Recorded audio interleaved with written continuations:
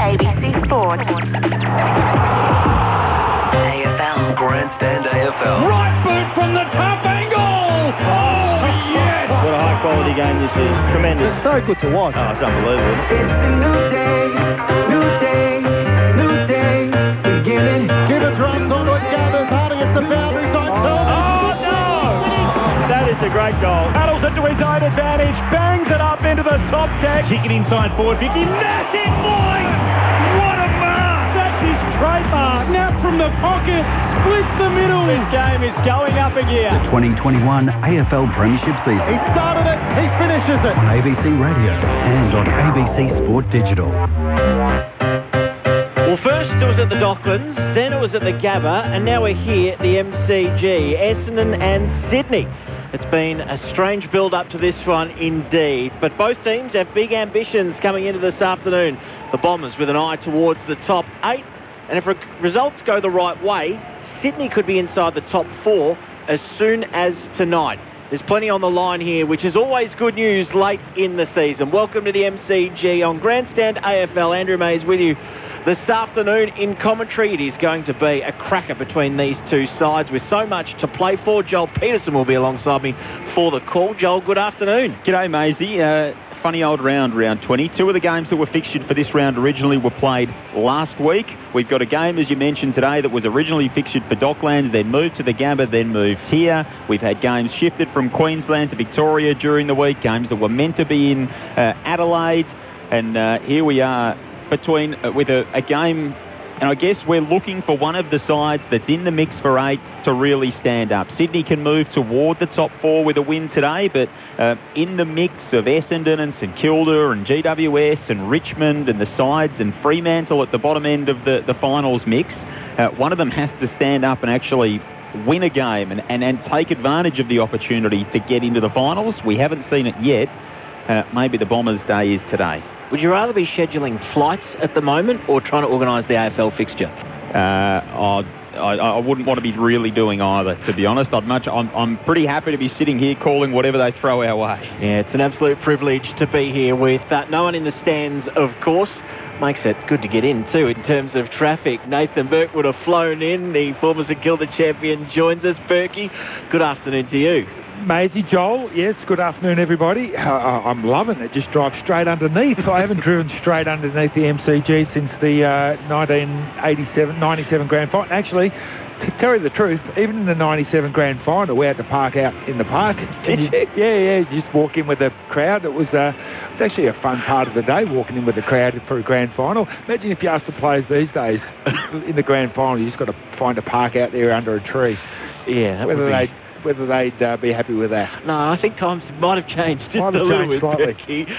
Also great to have a man with a big smile on his face after the D's performance this afternoon. A big win for Melbourne and a big smile for Adam Tomlinson, who we welcome in commentary again. Tommy, good afternoon to you. No, thanks for having me, guys. Very big smile. We've had a great win, but not a big smile to hear that they gave Berkey a car pass underneath. I parked across the road and had to walk around trying to get in, and because there's no security guards, it took me half an hour to get in. We've done about 10 kilometres of walking around the MCG, you and I, Adam, to try and find our way. And I don't know how... we missed the memo, clearly, but that's okay. There was an email 3 weeks ago, gentlemen. Yes. Well, I got the phone call at 6 o'clock last night after to do the game, so sorry. It was a very late call-up. Of course, this decision only made yesterday morning. Just on the flight, lucky you weren't heading up to Queensland and then back, because that would have been 6 hours in the air and a bit of a wasted Saturday. So it has been quite an amazing 24 hours. Bit of a funny story. Tommy McDonald for the D's, he fell asleep on the flight on the way up. And when he landed, he thought, oh, this is great. And when he woke up, the boys told him, no, mate, we're turning around and heading straight back. So not ideal for him. I saw Max Gorn doing some fun work on Twitter as well, asking whether we should actually just tell him whether we've landed back in Brisbane or we're heading back to Melbourne. Now, Berkey, what are you expecting this afternoon? There's so much on the line for both of these two teams. Just to repeat the changes from earlier in the week, we had... Francis Clark and Langford come in for the Bombers. Hamhooker, Zaharakis and Guelphy are out for Sydney. Mills and Cunningham back from their isolation period. Ronk, McLean and Rowbottom out of the lineup. The subs for both teams as well this afternoon. Ham for the Bombers and Stevens for the Swans. What are you looking forward to today?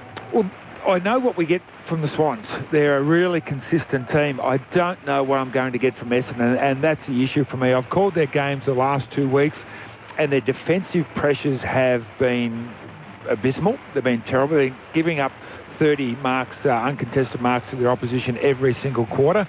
They need to tighten that up. And the other thing that Essendon do is they have a lot of wasteful possessions. They handball to people standing still. They handball backwards to people running around getting those cheap ones. I want to see Essendon today do 2 things. One, be really accountable for their opponents and stop them just taking uncontested marks all over the field. And 2, stop wasting the ball and taking the ball to parts of the ground just to maintain possession, just to get an extra touch of the football and actually start going direct. I know they've taken Hooker out of the team, but to be honest, look, he hasn't been setting the world on fire, but you'd hate to be a forward in Essendon's forward line, the way that they move the ball up and down the ground very haphazardly. So I want to see a much more neater Essendon play the game, and a tougher Essendon play the game, and a less selfish Essendon play the game. And if we get that, well then I think we're in for a good one. Adam, what are you expecting to see from the Swans this afternoon? They've been so consistent through the year, and especially the last month. An amazing effort, considering they've been on the road, away from their families and away from their normal routines. You're spot on. I think since round 16, there's some crazy stat that nearly 50% of entries inside 50 end up in a score. So, I mean, the way they're playing is unbelievable at the moment. They're probably one of my favourite forward lines to watch, with obviously Franklin, but Papley, every time he scores a goal, I just love to see what he does. But they've got a lot of young kids who are playing some really good footy in Haywood, and I love it when Dawson has a shot from outside 50. But I think they've got a really exciting forward line, and if they keep playing the way they have, that they should get on top. So at the business end of the season, how important is it to get games into these interstate clubs who don't get to visit the MCG very much? How important is it for them to play here, experience what it's like, and experience the differences in the ground compared to where they normally play at the SCG?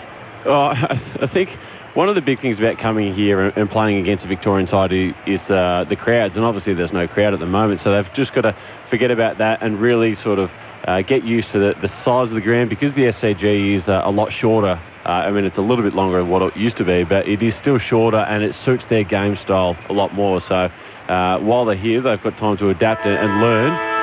And it's a free hit for them, because obviously they weren't supposed to play here, so it's a perfect game for them. Berkey, what will John Longmire want out of the Sydney forward line, and in particular Lance Franklin this afternoon? Because there is that air of expectation around him at the moment. We've got 4 games left in the regular season. He's on 983 goals at the moment. Loves playing against the Bombers. He's kicked 73 goals against the Bombers, more than any other team in the AFL, in 17 games as well. So he does it, and he does it with a rush. What's he hoping from the forward line this afternoon? He doesn't want Franklin to kick 8 goals out of 10 or 12. What he wants is Franklin to kick probably 2 or 3. He wants Papley to kick 2 or 3. He wants the other guys to bob up and kick 1 or 2 each, and for that to total around about 15. If they can get 4 goals a quarter, they'll actually absolutely win this game easily. So I think that's what they're looking for out of this forward line, to really gel together and work together for each other, not get in each other's way, not be overly selfish. It doesn't matter who kicks them as long as somebody does. So I think that's what he's after. What I've loved, Berkey, is when Buddy does give it off, or he creates another goal for one of his teammates, how excited he gets. And it's as if he's out there, obviously to play for himself, but teach some of the younger forwards about how to score, and it's been great to watch. He's so invested in this young team. Let's head downstairs. Jess Webster will be on the boundary for us this afternoon. Hopefully a little drier than last night. Jess, good afternoon. Good afternoon, Maisie. Yeah, certainly looking a little better than last night. It's a bittersweet feeling. Obviously really sad not to have fans in the crowds, but really looking forward to what should be a great contest. As you mentioned, this match has been on a journey before a ball has even been bounced. But the good news is great conditions have greeted the two sides. It's about 14 degrees, partly cloudy, and great conditions for Sunday afternoon footy. Yeah, it is perfect out there. Slight breeze as well that we can feel through the commentary box too. So looking forward to bringing you this one. So much on the line. The Bombers looking for the top 8. The Swans looking for the top 4 to take us away in the first quarter here on Grandstand AFL.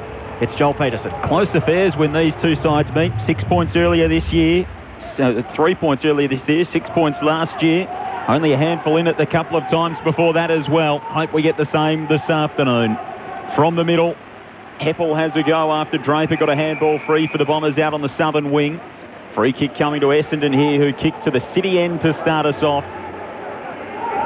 And it is Sam Durham who takes it for the Bombers. Chips toward Heppel. Goulden was in there to break it up and knock it down. Trying to free the arms was Parker, taken down by Parrish, caught holding the ball. And the Bombers with an opportunity at left half forward through Darcy Parrish, who was kept pretty quiet last week in the loss to the Giants. Kicks inside the 50, through the hands of the Swans defence, right with a go. Snelling might have been held without it. McInerney comes up with it on the last line for the Swans. Now McCartan to Lloyd, who tries to exit the defensive 50, made Reid work on the back arc, and he was pushed without the football. And so it'll be a free kick to the Swans at left half back. What I did forget, gents, was a tip. Berkey, which way are you going? Swans for me. And Adam? Yeah, Swans for me as well. All right, Swans for both of our experts here on Grandstand AFL. McInerney has the ball outside of his defensive goal square, comes a little wider to Lloyd in the left back pocket, gets around Francis with a dummy, takes a bounce, lowers his eyes, good kick to Hayward as well. He flares it inboard and Parker received it. He put Hewitt under all sorts of pressure, ball almost turned over. Now it's in amongst a couple of Swans. Hayward goes for seconds, he's taking the ground, it pops out at the last minute. And getting a kick was Langford on his left. Ball bounces on its point. It sits up initially, and then McCartan had to do a bit of work at ground level. He got it to Mills by hand. Further afield to Golden, now back inside to Dawson, who just retreats with hand and bought a bit of time for McCartan, who missed the target. Allows Redmond in for the Bombers. Underground hand pass to Langford. Back to Redmond. This is scrappy stuff to start this one. And he's happy to step over the boundary line. That was as deliberate as you'd ever see. A ball in underneath the southern stand. Well, that's the next stage we'll get to, Maze. If you're in the boundary line, someone's going to tackle you and you just step over the boundary line, well, you're not trying to keep the ball in. So umpires will pay that one soon. Ball tossed in, centre of the southern wing. Hickey goes at it. Fighting for the footy is Hewitt for the Swans. Comes out to Papley. Handball away to Fox. Back to McInerney, who thumps it up the southern side. Laverde in from the back, but Redmond stood in front. A couple of Bombers could have raffled the intercept mark. And Mason Redmond stands with the footy in hand at left half-back. Shoots the kick short to the back edge of the centre square. In line with the back edge of the centre square where Merritt's got it for the Bombers. He'll kick up the southern side, a couple of targets, and Langford stands in the hole and marks for Essendon forward of the wing. He wants to go quickly, goes wider to Smith and then to Heppel. The delivery inside 50 is pretty good too. Finds Stringer, who takes the mark on his knees, a couple of metres inside the boundary line, 40 from goal. Wouldn't be that much fun being a forward at either end at the moment. It's pretty scrappy through the middle of the ground, but it's a pretty good kick inside 50 to find a mark. A lot of that came from Langford, who marked the ball on the wing, decided to handball it off. I think it was to Smith running past rather than go back and have a kick, because Swans were flooding back inside their defensive 50, but the handball allowed the ball to get there before they did. First shot for goal this afternoon. In comes Stringer. Left forward pocket. Strikes it pretty well. He loves it. And the Bombers have the first here at the MCG. 1 straight 6. Sydney yet to score. 3.5 minutes played in the opening term. Well, it has been a bit scrappy, hasn't it, Adam, to start with? The good news is it's scrappy because both sides really switched on defensively. A couple of the decisions with ball in hand haven't been great, which has helped the tackler, but at least both teams have come to actually put good defensive pressure out, and we're not seeing the ball just being played keepings off. Yeah, you said it exactly. Langford's forward handball to the runner in motion opened it up and just breaks that line to get that kick forward. And it's what I've noticed that Essendon have been really good at when they play their best games of footy, is they've got runners, they've got numbers, and it's not a high loopy handball. It's a decent size, low, hard flat one to the runner where they can actually break the line. Laverde got the job on Franklin. The start, are you surprised with that, Tomo? Oh, he's been in pretty good form. I just think they might shoot a little bit higher on Reid, but no, I'm looking forward to watching both of those battles go. They stand in the sun at the punt road end as Ray Chamberlain lays it down in the centre. Draper taps it to Parrish. Kicks inside the 50 for the Bombers. Lloyd and Smith holding on to one another. Free kick going the way of the Swans. The advantage paid to Mills, out to Hickey, who rather awkwardly finds his mark and steadies himself on the outer wing. Shoots the handball short to Dawson, who kicks to Papley, emerging from left or right half forward, and now on to Franklin, who's 70 metres from home. Right half forward for the Swans. Chips it short to Goulden, who's a good user of the football inside the forward 50. Left foot kick straight into the man on the mark. Laverty goes in and tackles him after Goulden took possession of the football as well. Good defence from the Dons, and a ball up at right half forward, 55 metres out from the Swans' goal at the punt right end. It's your first smother of the afternoon after you pumped him up to be a good deliverer inside 50. Yep. Well, it didn't get inside 50. Merritt sharks the tap, snaps over his shoulder. Wright was coming out, couldn't complete the mark, goes back in at ground level, got it to Smith, who then flared it out wider still to Snelling. Off his left boot, Stringer with the attempted mark, Parrish riding shotgun. It's a chop of the arms to go towards Stringer, and that's a piercing ball inboard. Just trapping the ball was Shield. He was able to farm it back to Parrish, now to Merritt. Inside 50, fantastic kick to Langford, who thought about playing on. He'll go back and take his kick from 40 out directly in front. Yeah, outstanding kick there inside 50 by Merritt, I think it was. Could have just blazed away. It was only off a step, but just lowered the eyes and saw Langford, who's been really busy early, coming back into the team. He's making the most of his recall. He's always had a really high work rate, and especially when he was further up the field, and he took that mark going back with the flight as he was running deep back inside 50. This would be a serious start for the Bombers. They already have the opener through Jake Stringer. Now Kyle Langford comes in and makes no mistake. As soon as he hit that, he was straight off. He knew it was sailing between the big sticks. 2 straight 12. Sydney yet to score after 6.5 minutes on Grandstand AFL. Well, Berkey, we said earlier how important this game was to Essendon, and that you didn't sort of know what they were going to bring, but if they play their best footy, they can take it up with anyone in the competition. And, I mean, they're on the edge of the 8, and they have to win this to keep their chances alive, and that's exactly what they're doing. I think that the battle in the midfield in terms of Draper and Hickey is going to be a fascinating one. Like, Hickey's been in outstanding form this season. He's a bit of a veteran, but probably playing his best football. But I really love what Draper brings for this Essendon team, and there's no wonder the Saints offered him huge money before he'd actually played the game to come across, and he stayed with the Bombers, and I'm sure the Bombers are happy he has, because he's going to be their ruck for the next 10 years. South Australian products via Ranella and South Adelaide, and he wins the tap in the middle again, but the Swans come up with it through Mills and Hewitt, who tumbles a kick toward half forward. Heaney's up to meet it for Sydney. Handball to Mills, clean through the traffic to Kennedy. Kennedy inside the 50. Papley stretches and marks 45 metres out. That's more like it from Sydney, and their goal sneak will go back and kick from just inside the arc. Yeah, their big guns got involved then. Heaney, Kennedy, Mills. Starts his approach from just on the edge of the centre square. 1 goal 5 last week for Tom Papley. Lets it go to the punt road end. Makes no mistake here. And the Swans get on the board at the MCG. 1 straight 6. The Bombers 2 straight 12 through 8 minutes of the opening term on Grandstand AFL.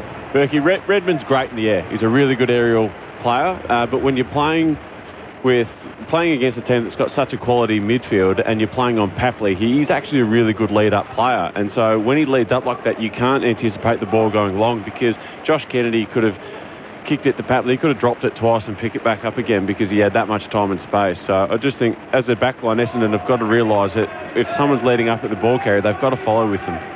There's some short blokes. They actually lead better than the tall blokes. Well, Jamie Elliott's one of them as well. He's a great leader at the football. We saw that yesterday. We used to say to Stephen Milne, mate, you've got to actually make allowances for the dumb big blokes, because you're leading far too well and filling up their holes. So give them a bit of time and space, otherwise we're never going to kick the ball to them, because they do lead extremely well. Bombers by 6. Parrish looking for another clearance. Farms it out wide. Durham with the hand pass to Merritt. Merritt checks his kick. It's short, and it's a good one too, and it finds Stringer, who can go inside 50 again. Goes long, and now Draper got to the front of that pack and was too strong in front of everyone. Just floated in from the side and took the mark. Yeah, big Tom Hickey got caught behind there, got caught behind Rampy, and Draper went hard at the football and took the mark. So it's going to be an interesting battle, this one. If one of them can get on the scoreboard, it's going to make a big difference to their team. So Sam Draper starts his approach from outside 50. He'll kick from 40 metres, 10 metres inside the boundary. It floats across the face for one behind. The first blemish of the afternoon. 2-1-13. Essendon. 1 straight 6 Sydney. The margin 7 points after 10 minutes in the opening quarter. Lloyd to bring it back in for the Swans. Precise short kick finds Heaney. Still inside the defensive arc. Heaney looks out to the edge of the arc and finds Mills, who's been busy to start. Smith got clattered into by Ian McCartan and is still trying to rise from the turf inside the forward 50 for the Bombers.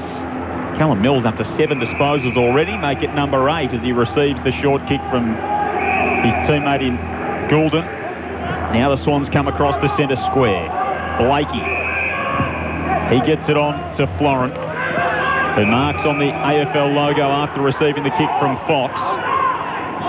So Florent's got it centre wing on the members' side. Kicks to the edge of the 50. Franklin shoved under it by Laverty. Umpire says that's okay. The Bombers defender takes the mark on the numbers of the back 50 and handball short to Hines.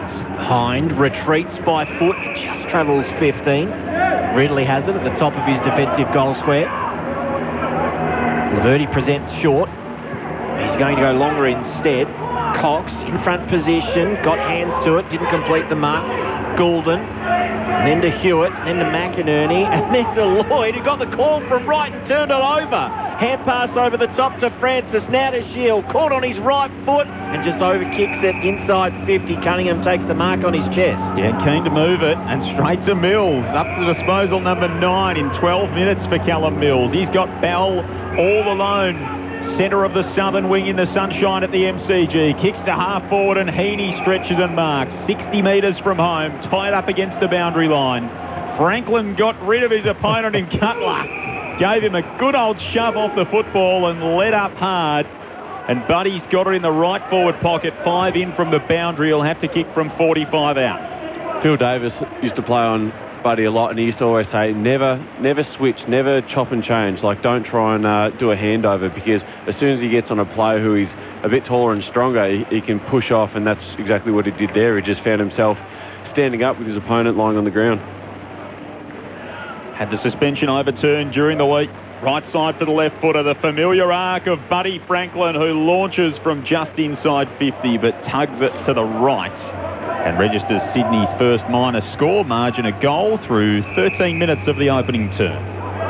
Bombers come out quickly to Stewart, right back pocket, takes the mark. Long kick outside of defensive 50. Right will fly. Cox at the front. Right actually spoiled him in the end.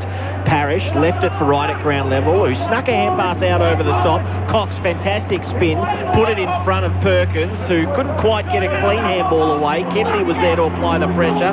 Parker goes in now. He's tackled by about 3 Bombers, including McDonald, Tip and Woody over the top, who locks it up in front of the interchange benches.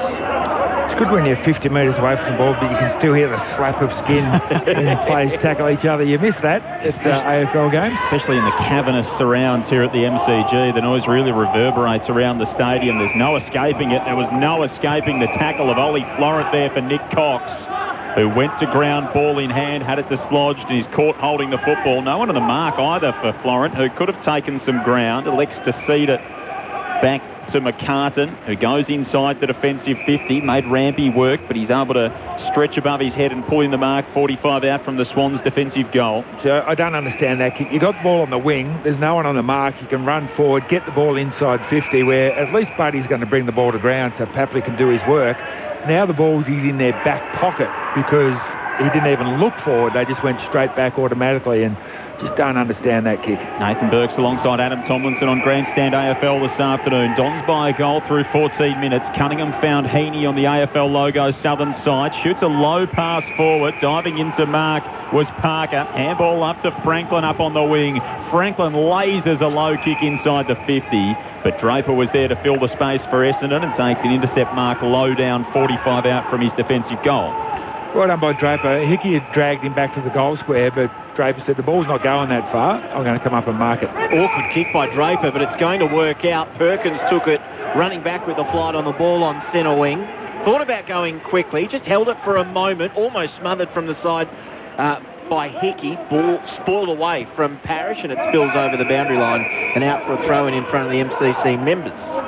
A ruckman who can get forward and take a mark and have a shot on goal, and also get back and fill the hole for the defenders is worth their weight in gold. Adam Tomlinson and Nathan Burke, your experts on Grandstand AFL this afternoon. Kennedy, hand pass to Heaney. It was knocked out of his hands. Hind onto it.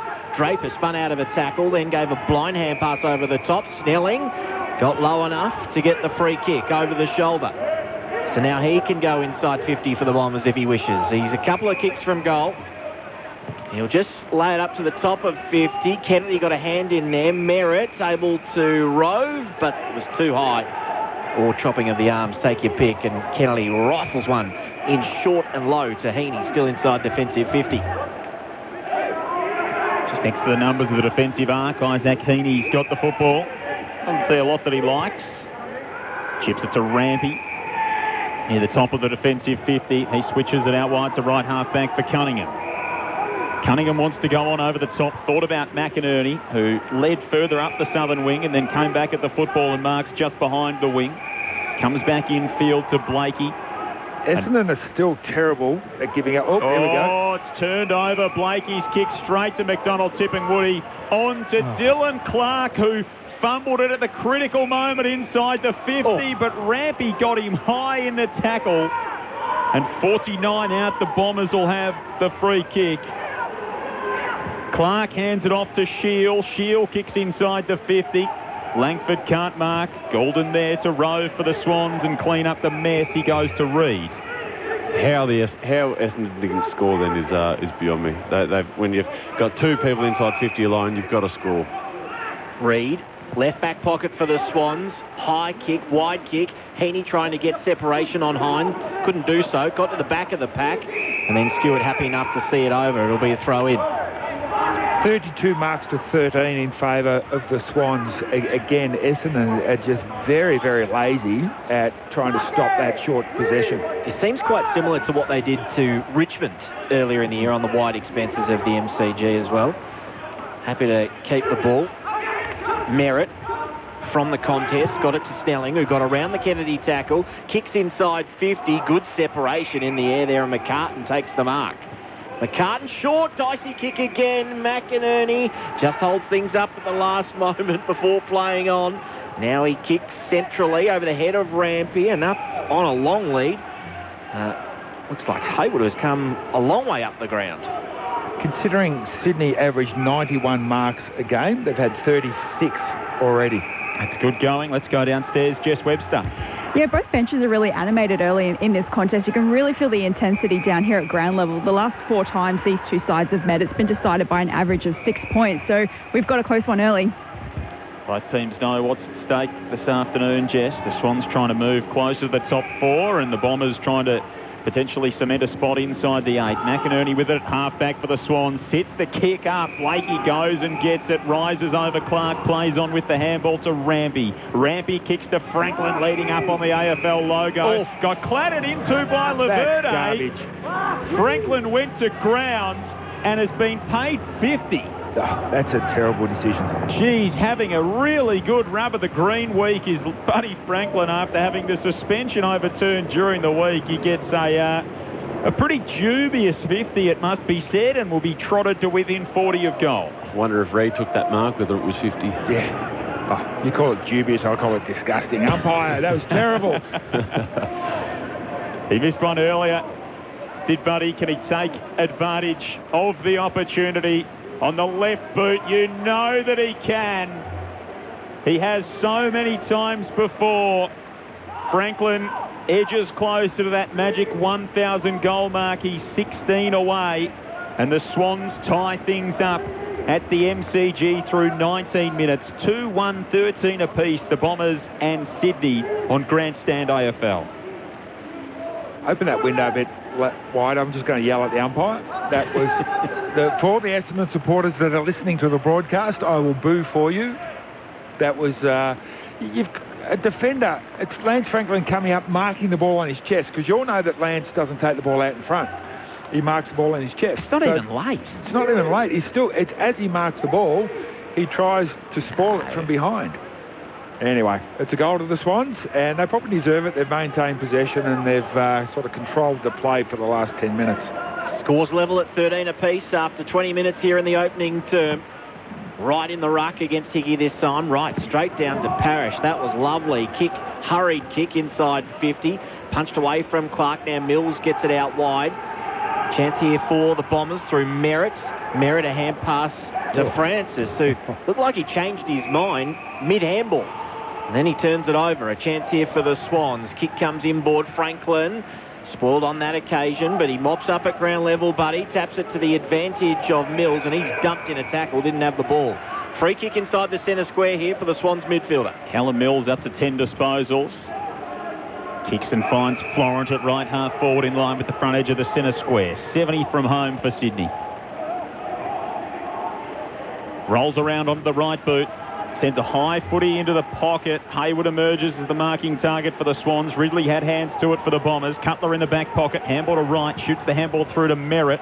Merritt darts the kick outside the defensive 50, and Francis is up to mark for Essendon. Good to see him back in the red and black this afternoon.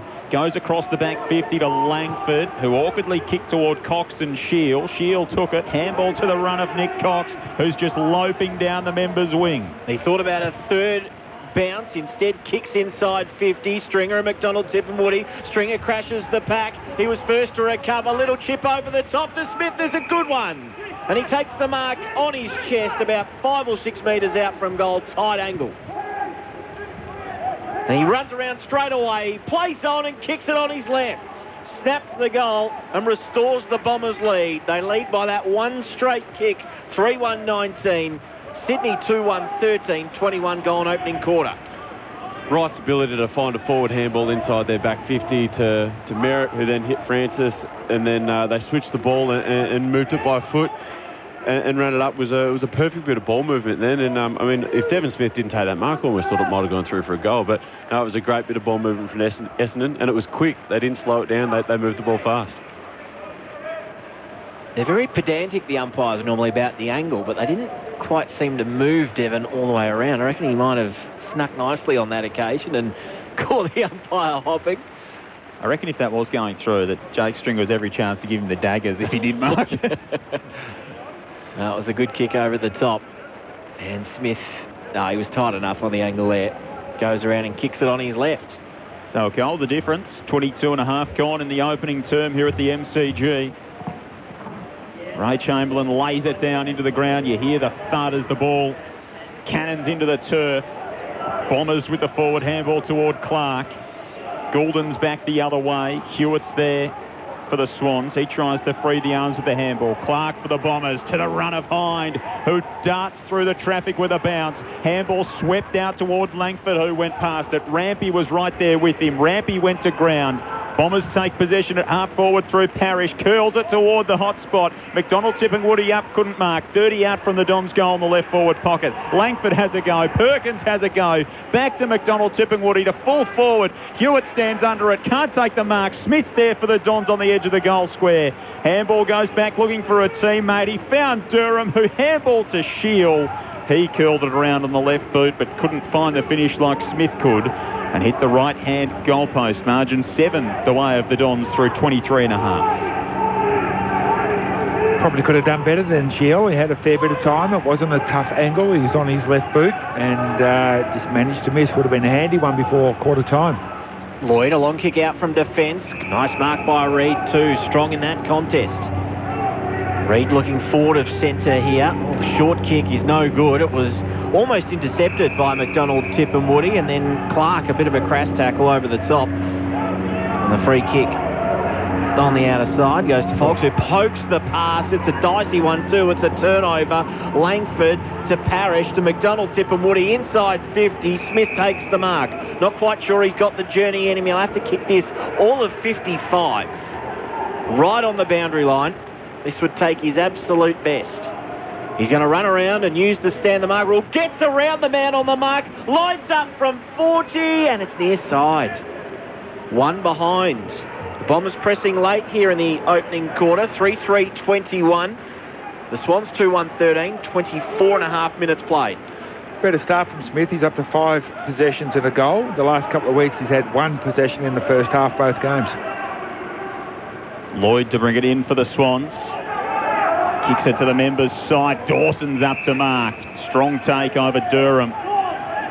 Under the 2 disposals so far for Dawson, who's had an outstanding season after a top 10 finish in the best and fairest last year, has certainly built on that for Sydney. Perkins has come in to stand on the mark there for Kennedy and hasn't done so correctly according to the umpire. So Josh Kennedy trots forward after a 50-metre penalty inside the centre square, sends it to full forward for Sydney, and an easy take for Dyson Heppel from one skipper to another. Heppel stood in the sunshine at the punt road end and really accepted it almost uncontested in the end. Hawthorn by 24 over the Lions, 2 at half-time, so perhaps the upset on in Tasmania. We'll keep you updated on that score through the afternoon. Kick went to the wing. McInerney brings it back inside for the Swans. Mills takes the mark, plays on immediately. Switch of play to the members' side of the MCG. Mark taken by Dawson, who's got a raking left foot. He's going to use it on this occasion to go short in the end. Good lead by Hickey. Left half forward, takes it on his chest in front of Draper. They're going to have 50 marks in the first quarter. They're up to 46 already. Might look that up at quarter time, the record for the most amount of marks in a game. Kick inside 50. There was a bit of shepherding in the contest, and it's going to be a free kick for Stewart out the back. Essendon defender was infringed. Shepherded out, didn't get a run at the footy, the defender. Reid stands the mark. Spins the ball in his hand, looking to right half back, and that's where he heads.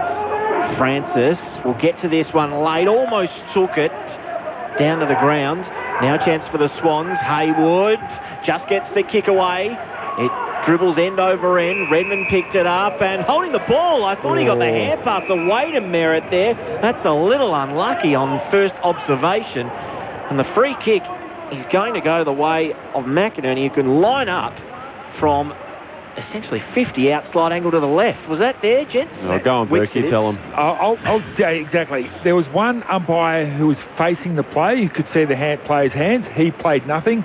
Ray Chamberlain was behind. He couldn't see the player's hands. He paid dropping the ball. Wicks from 49 to make them pay as it got the journey, not quite touched on the line, kept in by the Bombers. Heppel was leading the race. He kicks it end over end.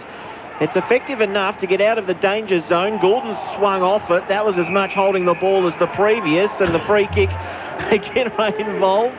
And at this time it's too high. Sydney with the free kick. McInerney at right half forward for the Swans. He'll send them to full forward. Heaney with a run. Dawson a stretch as well for the Sydney. Couldn't take it. Belmont have got a poke in the eye among all that. Heppel comes up with it for the Bombers to Hind.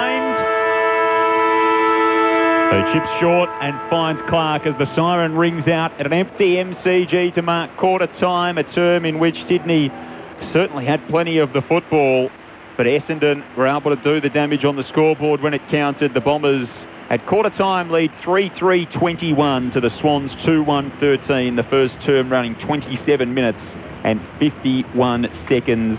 Stringer, Smith, Langford with the goals for Essendon, Papley and Franklin with the goals for the Swans. Sydney in that opening term with 46 marks, the record 181 in a game. Richmond against Adelaide in round 8 2006, and Collingwood had 167 here yesterday against West Coast, which saw them take 8th spot on that list. So that's a pretty frenetic pace being set by the Swans. So they're on world record pace. Yeah. Heard that a little over the last couple of weeks. They're in front of the line in the pool. They are indeed. Melbourne 98-point winners earlier today at halftime in the other game. Hawthorn 24 points up ahead of Brisbane. Brisbane 3-4-22. The Hawks 7-4-46. So we'll keep you across that score through the afternoon. You're listening to Grandstand AFL on ABC Radio, ABC News Radio and ABC Sport Digital. This week on the Sammy J Snack Pack podcast, entertainer Jimmy Reese thinks horses should be banned from the Olympics. The horses can have their own Olympics.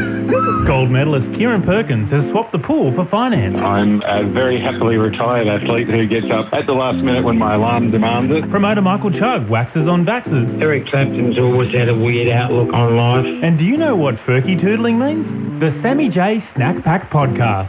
Available now on the ABC Listen app and wherever you get your podcasts. The 2021 AFL Premiership season on ABC Radio and on ABC Sport Digital. Smith and then to Heppel. The delivery inside 50's pretty good too. finds Stringer, who takes the mark on his knees a couple of metres inside the boundary line, 40 from goal. In comes Stringer, left forward pocket, strikes it pretty well, he loves it. Hewitt, they tumble the kick toward half forward. He's up to meet it for Sydney. Handball to Mills. Clean through the traffic to Kennedy. Kennedy inside the 50. Papley stretches and marks 45 metres out. Tom Papley lets it go to the punt road end. Makes no mistake here. Blakey goes and gets it. Rises over Clark. Plays on with the handball to Rampy. Rampy kicks to Franklin, leading up on the AFL logo. Got clattered into by Laverde.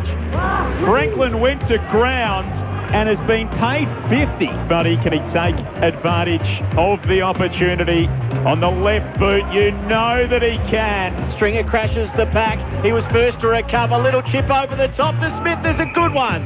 And he takes the mark on his chest about 5 or 6 metres out from goal, tight angle. And he runs around straight away, plays on and kicks it on his left. The 2021 AFL Premiership season on ABC Radio and on ABC Sport Digital. Welcome back to the MCG. Essendon 3-3-21 leading Sydney 2-1-13. Andrew Mays, Joel Peterson, Nathan Burke, Adam Tomlinson and Jess Webster with you this afternoon. The winner earlier today, Melbourne by 98 points over the Suns. And in case you missed it, Hawthorn with a 24-point advantage at halftime over the Lions. Essendon are 8 points up here. Berkey and Adam, what did you take out of that first quarter? Oh, it was a bit of top and tail. I mean, Essendon started off really well, and then I thought the Swans controlled the middle part of the quarter, and then sort of Essendon came back a little in the end. I think Essendon should be a little bit further in front. The Swans keep chipping the ball around, and I know they've always been a contested, hard, tough, and also kick-mark team, but sometimes they're just trying to bite off a little bit more than they can chew. And I mean, Essendon should have scored at least one more goal, but no, it's a pretty good contest so far. Yeah, it is. It's an unusual game. The Swans have obviously looked at the way Essendon have played the last couple of games, and we saw the Giants last week having 30 marks a quarter, and North did the same to them the week before, and they struggled. So they've decided, you know what, let's use our feet and maintain possession of the footy. The problem is they've had 46 marks, they've had 97 possessions, but they've only gone inside 59 times. So there comes a time when that short kick mark has to lead to something else other than a short kick, whether it's a run pass for a handball or that person just turns and goes, takes 5 steps and goes bang and gets the ball inside 50. So the short kicks, maintaining possession is good, but ideally you wanted to open up the game, put those Essendon defenders under pressure. You know, let Papley lead, let Franklin lead, let Reid lead. At the moment, that's the missing part. So if they can turn that around in this second quarter, I think the Swans can score heavily. This typically happens. The coach says to the playing group, look, we want to do this, we want to possess the ball, we want to play kick mark, and they just take it to that next level where they forget about let's just play footy and take best option because of what the coach has said. But you summed it up in the middle of that quarter, Berkey. When they had the ball in the middle of the ground and they ended up in the back pocket, they just sort of have taken it too literally, and they've just got to get the ball inside 50. Let's head downstairs. Jess Webster. Yeah, just looking at the Swans huddle during quarter time, James Bell was just getting assessed for that poke in the eye with the doctor and the physio, but he's been given the all clear. And a reminder of the medical subs today. For Sydney, it's Dylan Stevens, and for Essendon, Braden Ham. So what are you looking for, Berkey and Adam, in this second quarter, especially from the Swans, who had that kick mark game going? How do they change that and get a bit more penetration inside 50? Add a couple of handballs in between the kick marks. It was that moment with Langford on the wing here, wasn't it? When he took the mark and handballed off to the runner going past for Essendon. Yeah, exactly. That's exactly what they need to do. For the Bombers, I don't think they can allow them to have another 46 marks. So I want to see the Bombers tighten up defensively. Their offence needs to start from defence. Really tight defensively, win the footy, and their best chance of scoring is getting the ball into that open forward line and having multiple short plays, because they don't have Hooker, the big target, down there this week. Start of the second quarter, it's the Bombers by 8. Hickey grabs it out of the ruck, kicks forward. Franklin almost the mark. Hayward did the roving front and centre, could have given it to Bell. Instead went to Parker, who has a snap from 45, brings it around too much. Heaney took the mark anyway. There's a free kick that's been paid in the goal square. It's going to go to Reid. Perfect start to the second quarter for the Swans. Yeah, just a little bit of scraggling on Reid as he was going for the ball there, and the umpires give the benefit of the doubt to the forwards. He couldn't miss from there, Sam Reid, and he doesn't, and the score's back to within 2 points, the Swans. 3-3-21, the Bombers, 3-1-19. So they've scored after 40 seconds here in the second term. Nice start by the Swans. Jeez, it's hard to be a defender in this game. Yes, you can't get away with much these days. People say, should we have a forward who can kick 100 goals? And no, it's too tough. There's too many players down there at the moment. But by the time you stick your hands up in the air and you get an arm chopped, or you get a jumper pulled, or you get somebody coming from front on direction, there's many, many ways a forward can get the ball these days that they never used to be able to get. So when you put a defender in a vulnerable spot, in a 1v1 with space around them, that's when the free kicks do happen. But the advantage of Hickey getting that ball out of the middle and straight in the forward line, that's what creates the pressure for the defenders. Especially the defenders for Essendon today. Sydney have had the better of the adjudication thus far, it would be fair to say. Ball bounced down in the middle. Hickey rises and wins it down, but it'll spill to Parrish for the Bombers. Handball to Merritt. Merritt hands off to Heppel, who runs off the back of the square. Kicks inside the 50. Up high to try and knock it down was Blakey. Francis did the roving in the end. Tackled by Fox. Brought to ground. Ball up 45 metres out from the Essendon goal. Parrish is up to 11 now. Be interesting to see whether the Swans send somebody to him to clamp him down a little bit. The tag was very effective on him last week. Only had 3 after half-time. McInerney from the stoppage in the defensive 50 for the Swans. Fed the handball to Dawson. He got it to Rampy and now out to Lloyd at left half-back. And let's see what they do here, whether it's more empty calories type footy from the Swans as they try and transition the ball. Chip over the top to Blakey, who doubted it was 15, so he played on regardless of what the umpire was going to say. He kicks it to the lead of Reid, who couldn't take the mark. A chance now for Heppel, who chips inside. It's a good kick too to Laverty, who takes it at right half back for the Bombers. Franklin standing the mark. Everyone in front of him. Now there's a whistle. He's called to play on. High kick beyond centre wing. Francis will get a run at it through his hands. Out the back. Chance for Dawson, who flares it out wide by hand to Rampy, and now further backwards to Lloyd, and backwards again to Fox, who gets around Perkins and goes the southern stand side to centre wing, where the mark's taken by Heaney. Heaney darts it inboard. The kick to Franklin reached him on the bounce. Hand pass inboard to Mills. He heard a voice out the back. It was Hewitt, who tried to duck the Draper tackle, turned it over to Durham. Now the Bombers are away as he hand passes to Parrish. Parrish bursts up the middle, gets it onto Stringer. Peter Wright is all alone inside the 50. Stringer sees runners on the other side of the ground, gets to 70, kicks toward Francis in the pocket, can't pull the mark in, infringed upon by Rampy. And Aaron Francis will take the free kick. 25 metres out, 45-degree angle to the right of centre. Stringer's got some great power in his legs. He explodes off the mark and kicks that ball deep inside 50. And, I mean, again, when you get a forward and a defender one out and there's a bit of pressure on, I mean, Rampy didn't have any other choice because he wasn't facing the ball. So it was great play by Francis. Played 10 games earlier in the season, this man, before taking a bit of a break to focus on his mental health. Played mostly as a defender, so didn't score from the 10 games that he played. An opportunity here for the Bombers. 25 metres out. He misses. Kicked it like he was still playing up the other end. Margin 3 points through 4 minutes of the second turn. The Dons 22, the Swans 19.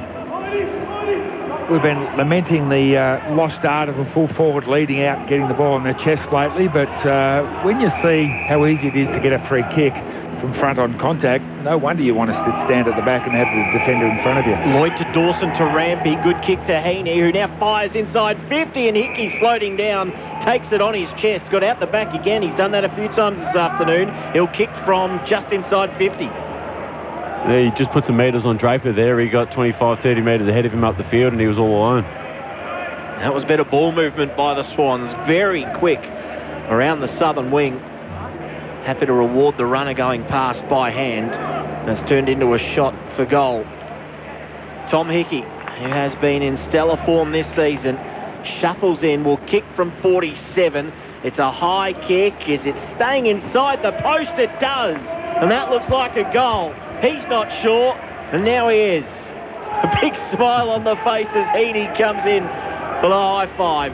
He has his first of the afternoon, and the lead goes the way of the Swans for the first time this afternoon. 4-1-25, the Bombers 3-4-22, 5 played second quarter. he's always been a really competent ruck, Tom Hickey, through his various teams that he's actually played for. But I think at the Swans now it's a case of, mate, you are the man. You're the number one. And he's really relishing that.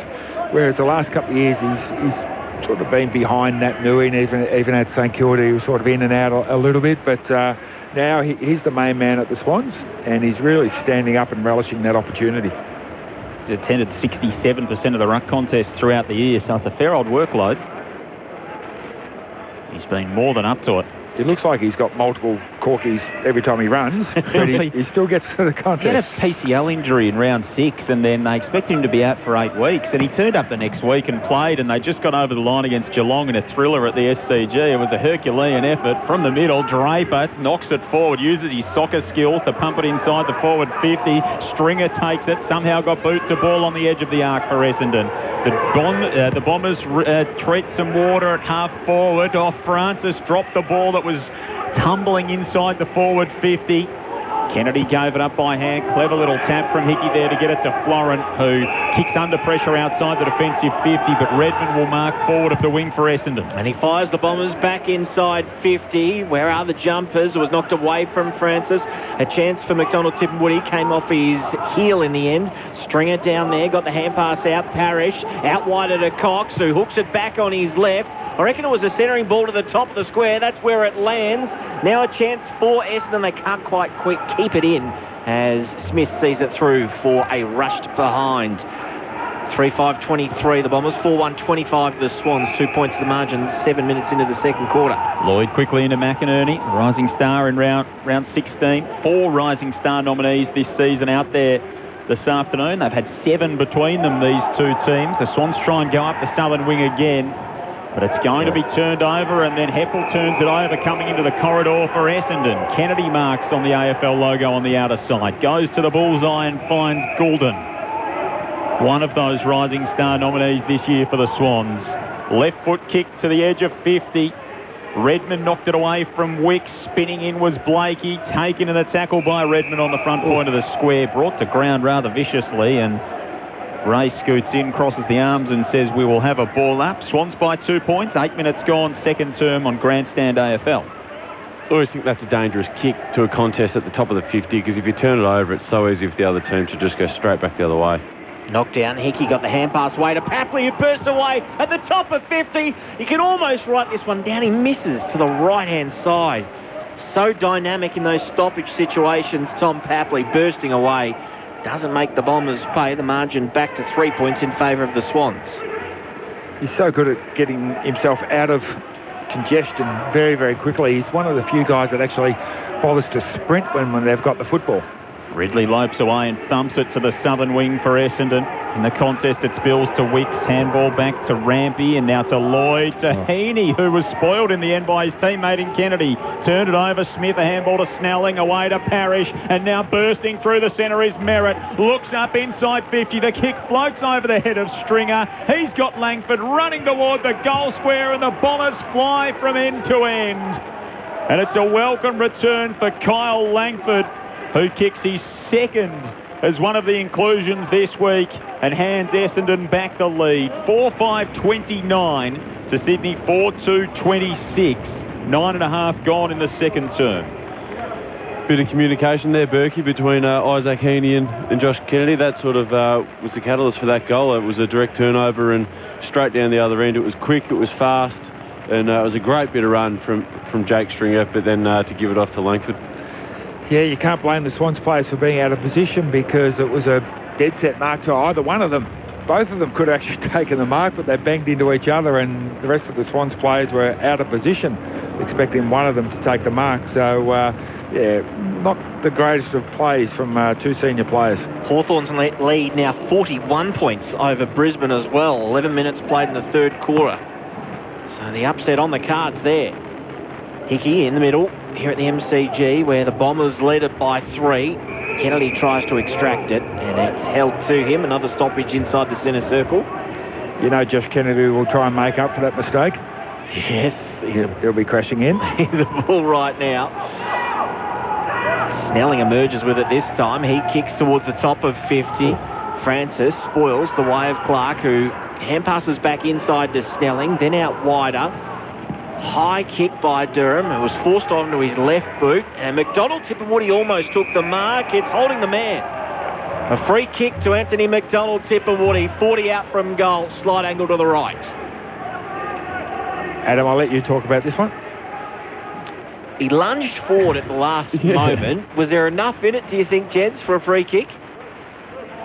Just waiting for the replay to come up.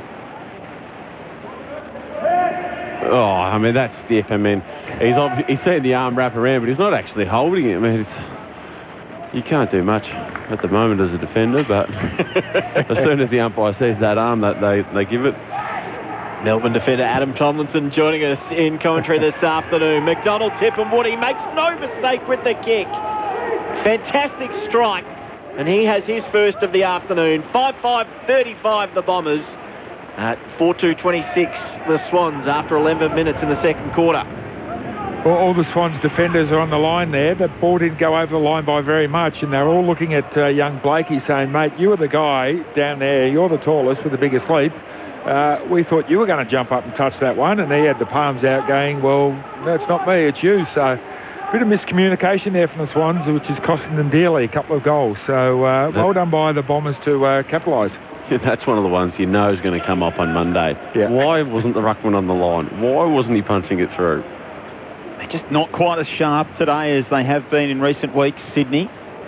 Do get the sense that Essendon will hand them some opportunities at some point, as we see a couple of replays as McCartan looks at Blakey straight away and shakes the head. Back in the middle, Draper thumps it out of the centre to the run of Dylan Shield, who looked goalward. Handball back to Snelling. Awkward left foot kick. Looking for McDonald Tipperwoody. Another free kick. The other way. This one's going to Sydney. It's almost a hold the breath moment for the Essendon or the Swan supporters there. Rampy will take it for the Swans inside the defensive 50. The Bombers by 9 points, 12.5 gone here in the second term at the MCG. Rampy sends it wide toward Bell. Draper does the roving and then came away with it. Handball to no one. Bell spins back through the traffic. Came up with the footy. Handball to Hewitt, now to Reid, now to Mills, who kicks long for the Swans to Papley, who's all alone out the back. He's got Buddy riding shotgun. Tom Papley, 65 from home, looks up and assesses the options. Now he lays it off inside the 50. Dawson running back there, goes up, can't take it. Buddy does the roving, tries to fend off Redmond, got the handball free. Over to Dawson, who lines them up and misses. Tucked his kick to the right, minus score, margin 8 points the way of the Dons. You can't leave Papley on his own like that every time. I mean, Redmond's done it twice now. He's got to actually pay a little bit more respect to Papley. Hine brings it in, long kick too, looking for Draper, who get a run at it late and didn't have to take the mark. Strong hands in that contest. Has Parrish running around him for the hand pass, ignores him. Got a kick to Parrish in the end, ignores that as well. Has Laverty back inside defensive 50, and said he's going to lob a high one up to the wing. No mark taken by Langford, gathered at the back of the pack by Cunningham, over the top to Blakey, to Mills. And now to Florent, running through centre wing. Hand pass over the top to Wicks, who thinks about getting it to Buddy. He does. It was a floating hand pass, put Franklin under all sorts of pressure. He's ping for holding the ball. Good tackle by Hind. Good turnover inside his defensive 50. Hind spreads it wide now to Langford, who's in front of the members' stand. Chips it short to Merritt along the boundary line for the Bombers. Essendon 5-5, Sydney 4-3, halfway through this second term. The Bombers with 2 goals, 2 in this quarter. Sydney with 2 goals, 2 of their own. Pulling in the mark is Francis off the long kick. He looks up immediately into the corridor and finds a teammate in Cutler. He wants to cut it short, low. Redmond left it behind. Luckily, Merritt was right there to collect the crumbs. Sends it inside forward 50, the pocket, looking for Clark for the Bombers. Fox was hot on his hammer. And the ball's out for a throw-in right forward pocket. The Essendon into attack. They lead by 8 points. We've played 15 minutes in the second term. 46 points now, that lead for Hawthorn down in Tasmania over Brisbane. So the chance opening up for Sydney here. They're trailing at the moment by 8 points. From the stoppage, Lloyd emerges to McCartan, who's a little undecided. Holds his kick for a while and then kicks long to the wing. Great mark. It's Dawson just working his man Cutler underneath it, and then got separation at the last moment. Kicks to left half forward. out in front of Papley. The ball spun back inside the field of players. It looked like it was going to go out of bounds. Merritt able to collect for the Bombers. Hand passes to Hind, who threads the needle to right half back, and Shield takes the mark. Pass was precise. Shields held up. Saw this a lot last week from Essendon. Going back behind the mark so often after a mark. Shield hangs a high kick up in the air toward half forward. McCartan was across to spike it down for the Swans. Snelling the spin move and then puts the fancy footwork on. Handball over the top to Cutler, who's got a raking right boot. Sends it inside the forward 50. Reid led the race to the football for the Swans. Easily marks and then chips it over the top to Dawson, who's got it at left half back. They'll look to switch here. That's exactly what they do through Dawson, who goes back to Lloyd inside his defensive goal square. Then a bit more of a central ball. It's a good kick to right half back. Rampy takes the mark. He goes by hand out wide to Florin, who's got an acre in front of him. Takes the bounce. We'll think about a second. Instead kicks. It's a good one too to Papley. Straight through his hands. Haywood in there. Might have caught one high, holding the man paid. No, it's going the other way, in fact. And the free kick going the way of Shield. Shield at left half back. Pokes the pass out wider to Heppel, who takes the mark. So the Bombers skipper's got it at left half back. Front of the members stand. Essendon by 8 points. Down the line, Langford presents up strongly in mark as Clark held his ground to allow him the space to run into. 8 possessions come out from number 9 and 6 marks for Langford. On the centre of the members' side here at the MCG. Kicks to the edge of the 50. Francis pulls in the one-hander. Didn't have position on Reid. Stuck out the right mid. Ball stuck to it. Puts it into the pocket and kicks it out of bounds on the full, looking for Stringer. Stringer's straight back up, looking at him, throwing the arms in the air. Not pleased with the delivery. Meanwhile, Rampy takes it from full-back for the Swans. Sends it short to Cunningham. He made Parker work, but they'll come away, Sydney, through Blakey.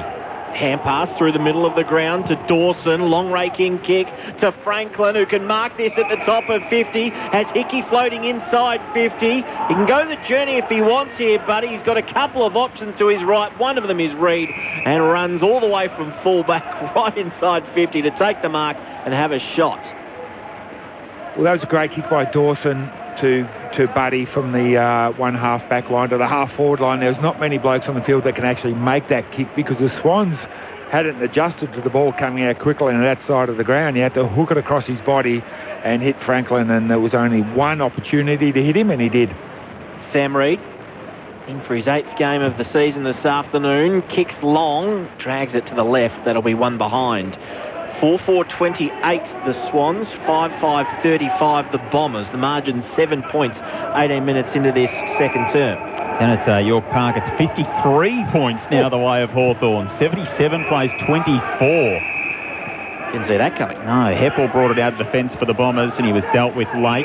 So a downfield free kick to the Dons going to Francis. Of course, they beat the Lions in round 1 last year in that game that the season was called off amid while it was being played here at the MCG. Francis for the Bombers kicks to half forward. Wright presents up, got a fist to it, but only really in a defensive manner to knock it down. It's built to Heaney for the Swans. Tumbling kick through the centre of the ground. Papley made the position on Redmond and burst away. Got to 52. Got pressured by Cutler as he got his kick away to full forward. Reid goes up. Laverde knocks it down. Reid stays with the play in the right forward pocket. Now Wicks to Franklin. He's dispossessed. Caught by Merritt holding the ball. Merritt the better of Buddy at full-back for the Bombers. And the free kick will go the way of Essendon as there's a little bit of a wrestle off the footy. Buddy's tried to bounce through a couple of players so far this afternoon. Hasn't been able to do it. Albeit there's been 2 on him each time. But he hasn't been able to get through like he normally does. Merritt, long kick out of defensive 50. Francis leapt high. Didn't get hands to it in the end. Fox bounces out of one tackle. Just got his boot to ball. Now it's trapped under. Right ensures that he's going nowhere. Parker lying on it as well. And we'll have a ball up. 10 metres inside the boundary line. Just forward of centre wing. Tossed up immediately. Right. Might have been held in that run contest by Hickey. He was, and he receives the free kick. So 7 points the margin in favour of the Bombers. 20 minutes played in this second term. Peter Wright 1-3 last week for the Bombers. He didn't kick a goal, just a 3 behinds last week, and he's a long way up the ground here. He sends it to half forward, off the hand, it spills to Smith, and now to Merritt, who kicks to full forward. Clark made good position on Goulden, and Dylan Clark takes the mark 20 out directly in front. You love to see that kick, Adam, coming in. Merritt got the ball, the point of the square. He had players running past for a handball. I think Essendon in the past would probably try and give 1 or 2 handballs and try and make it perfect, but he didn't. He threw it on his foot, saw that was a one-on-one about 15 metres out from goal, dead in front, and trusted his teammate to take a mark. So simple football, but effective. First game of the season for Dylan Clark, and the first goal of the season for him as well. It's a goal that puts Essendon 13 points to the good in time on of the second term. The Bombers 6-5-41, Sydney 4-4, 28, 21 and a half gone in the second quarter. Your experts on Grandstand AFL, Nathan Burke and Adam Tomlinson. You're spot on, Berkey. When you're in the forward line and you've got space around you, you want the ball to come in quick, and Clark did the perfect bit of bodywork craft, and he got low and used his hips and outworked his opponent and took a great grab. And as a defender, when you get caught in front, you've really got to work your way hard back into your opponent. And if you're too slow and just don't move quick enough, then it's too easy to be moved out from underneath you. And Clark was just too strong. Nathan Burke and Adam Tomlinson, your experts this afternoon. Andrew Mays, Joel Peterson calling the action for you, and Jess Webster on the boundary. The lead at quarter time was 8 points. It's now 13 in favour of the Bombers. Parker roves the tap, kicks it end over end, inside 50. Franklin held out of it, and then Haywood tried to burst onto it. Papley swings a shot at goal. It just got smothered on the way through. Time enough for Cutler to mop up. Cutler, blind kick from his defensive goal line, lands on the chest of Hickey, who takes it 51 from goal, kicks back inboard to Mills. Now he can go inside 50. So Mills just behind the front point of the square. Tees it up to full forward. Wants Franklin or maybe Dawson or Haywood in front of them all. Juggled it, couldn't take the mark. Heppel there for the Bombers. Handball to Ridley at fullback. Now to Merritt, who tries to cut a swathe through the traffic. Dangerous kick, floats out of bounds on the full. Surely Peter Wright's taken that a metre over the boundary line. Go on, Berkey. Yell out. No, I'm not going to. Oh, the boundary umpire was in a great spot as well. How he's not seen that, I've got no idea. Wright's long kick down the line is thumped over and out of play, and this one does clear the boundary line, and it'll be thrown in. We were directly in line with that. Yes. That is bizarre. Centre of the members' wing. Dons by 13 points. 23 and a half gone second term. It was out by a metre, Peter, but 2 metre Peter got the kick. That's not it. And then a ruck infringement here on centre wing. Draper with the ball for the Bombers. Draper, short hand pass to Hine running around the back.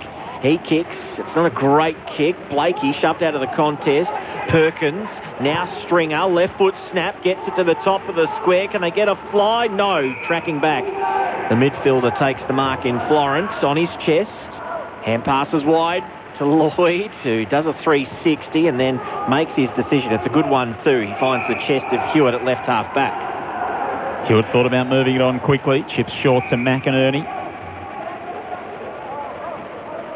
He goes back behind his mark as well. Bombers 6-5. The Swans 4-4. 3 goals in the term for Essendon after they led by 8 at quarter time. Now Mills off to Fox. The Swans down the outer side. Parker's got it centre of the southern wing. Parker, the handball onto the run of Florent, who slips the tackle of Parrish. Had to reverse field back by hand to Parker, who retreats to Hewitt, still on the outer side wing. Hewitt kicks toward Heaney, had it knocked down by Cutler, and it spilt to Hind, who's away with a bounce on the southern side for the Bombers. Cuts a low kick inboard, made Clark work for it, up to meet it, the fend off as well, the handball to Merritt, the delivery inside 50 to McDonald tipping Woody was beautiful. And the sharpshooter's got it 40 metres out directly in front, looking for number 2. Well, again, Merritt's kick inside 50 was really well controlled. He's up to 6 score involvements already. This will be number 7. 18 disposals for Zach Merritt. 5 inside 50s, and the 6 score involvements you mentioned, Berkey. That's a pretty prolific first half. This man goalless in his past 2 weeks coming into today. McDonald tipping Woody with the set shot from 45 metres out, hangs it out to the right, doesn't get the carry. It's thumped into the behind post in the end. A throw in the right forward pocket for the Bombers. Let's go downstairs, Jess Webster. Yeah, not good news for the Bombers. Kyle Langford went down into the rooms a few moments ago. There was no obvious signs of injury when he came off the ground, so we hope it's not a reoccurrence of a hamstring injury that's kept him out for a couple of weeks. I'll provide an update when I know more. 9 possessions and a couple of goals for Langford in his return so far. From the stoppage inside the Bombers 50, Mills comes away with it, kicks a banana outside of defensive 50. Haywood did well to keep it in front of himself as he was shoved underneath the ball by Heppel, who then wraps him up, and will have a stoppage at left half forward rather for the Bombers. Just on Langford, he did spend a bit of time on the bike as he was coming off the ground a couple of times, so maybe it is an issue with the leg. What, he rode off the ground? Yes. Draper tries to get the clearance. That's unusual. Parrish puts it to space inside 50. Ball bounces twice. Stringer gets to it. Paddles it to his own advantage. Couldn't pick it up on the third attempt. Bursting through was Durham, coming the other way, all the way to the line. Marked on Mills's chest. There's no wind out there. That's 2 Bombers having shots for goal from within 40 metres, and both of them didn't make the distance. Long kick from fullback for the Swans. Off hands, finds its way to Florent, who bursts down the southern wing with 2 bounces, gets the AFL logo, looks inside 50, finds Franklin. Laverde scrambled back toward him but couldn't intervene. Buddy marks 46 metres out, just worse than a 45-degree angle out to the left.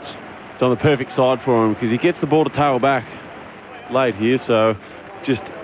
if he doesn't think he's got the leg in him, which he surely does, he'll look to play on and go and make the angle a little bit tighter, but he should have it from here. And he'll kick after the half-time siren.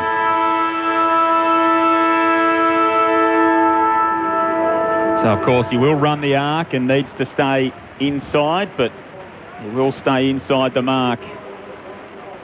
13 points as Franklin approaches after the half-time siren is the margin. From long range, it's a sight that's so familiar. Franklin on the way in. On that occasion, he can't find the familiar finish. A minor score, and at half-time, the margin sits at an even 2 kicks. It's Essendon 6-5-41, leading Sydney 4-5-29. The second term running 27 minutes and 31 seconds. Goal kickers for the Bombers, Kyle Langford has 2, as Jess Webster told us, maybe an injury concern hanging over him at half-time. Singles to Smith, Stringer, Clark and McDonald tipping Woody. For Sydney, all single goal kickers, Hickey, Franklin, Reid and Tom Papley. It's the Dons by 12 at the long break. They led by 8 points at quarter time, so extending their margin by 4 in that quarter. Meanwhile, earlier today it was the D's by 98 points over the Suns, and 29 minutes into the third quarter it's Hawthorn by 47 points over the Brisbane Lions. Before we get to our experts, Nathan Burke and Adam Tomlinson, let's head downstairs. Jess. Yeah, Langford has re-emerged from the rooms. He took his place on the bench, was getting some pats on the back. It didn't actually look that great. Then when the siren went, was walking along the boundary line with the physios, and then all of a sudden he's just sprinted out and ran to his teammates and walked off the ground with them. So if there was a leg concern, that's good news for him. So we'll wait and see after half-time, but he appears to be okay after that. That is very good news for Essendon fans. Langford's been good on return so far. Their medi-sub this afternoon is Braden Ham, should they require him. Gentlemen, what did you think of that? Berkey and Adam, after the Swans fought back a little at the start of that quarter, but Essendon steadied nicely. Yeah, exactly right. Essendon's ability to kick the ball inside 50, and mainly Zach Merritt, his ability to have an awareness of what's around him before he gets the ball, and then to check a kick or pull a kick to someone who you think you wouldn't normally kick it to is up there with the best in the competition. He did it a few times, and their ability to drive legs from stoppage, Jake Stringer did it a few times, and get the ball going forward was really good. On the flip side, the Swans' ability to hit kicks sort of waned a little bit when they try and play kick mark and they miss a kick or there's a turnover. It's been a direct turnover to goal pretty much. So if they can clean that up a bit, they've got to sort of do a little bit of do a bit more extra work in the third and fourth quarter to fight back to the lead that they need to conquer, because a couple goals behind and they need to do a lot of hard work. Yeah, a couple of things that you normally would chalk up the Swans' to have wins. Clearances, they're losing 15-9 at the moment. That's unusual for the quality of the Swans midfield that you've got in there.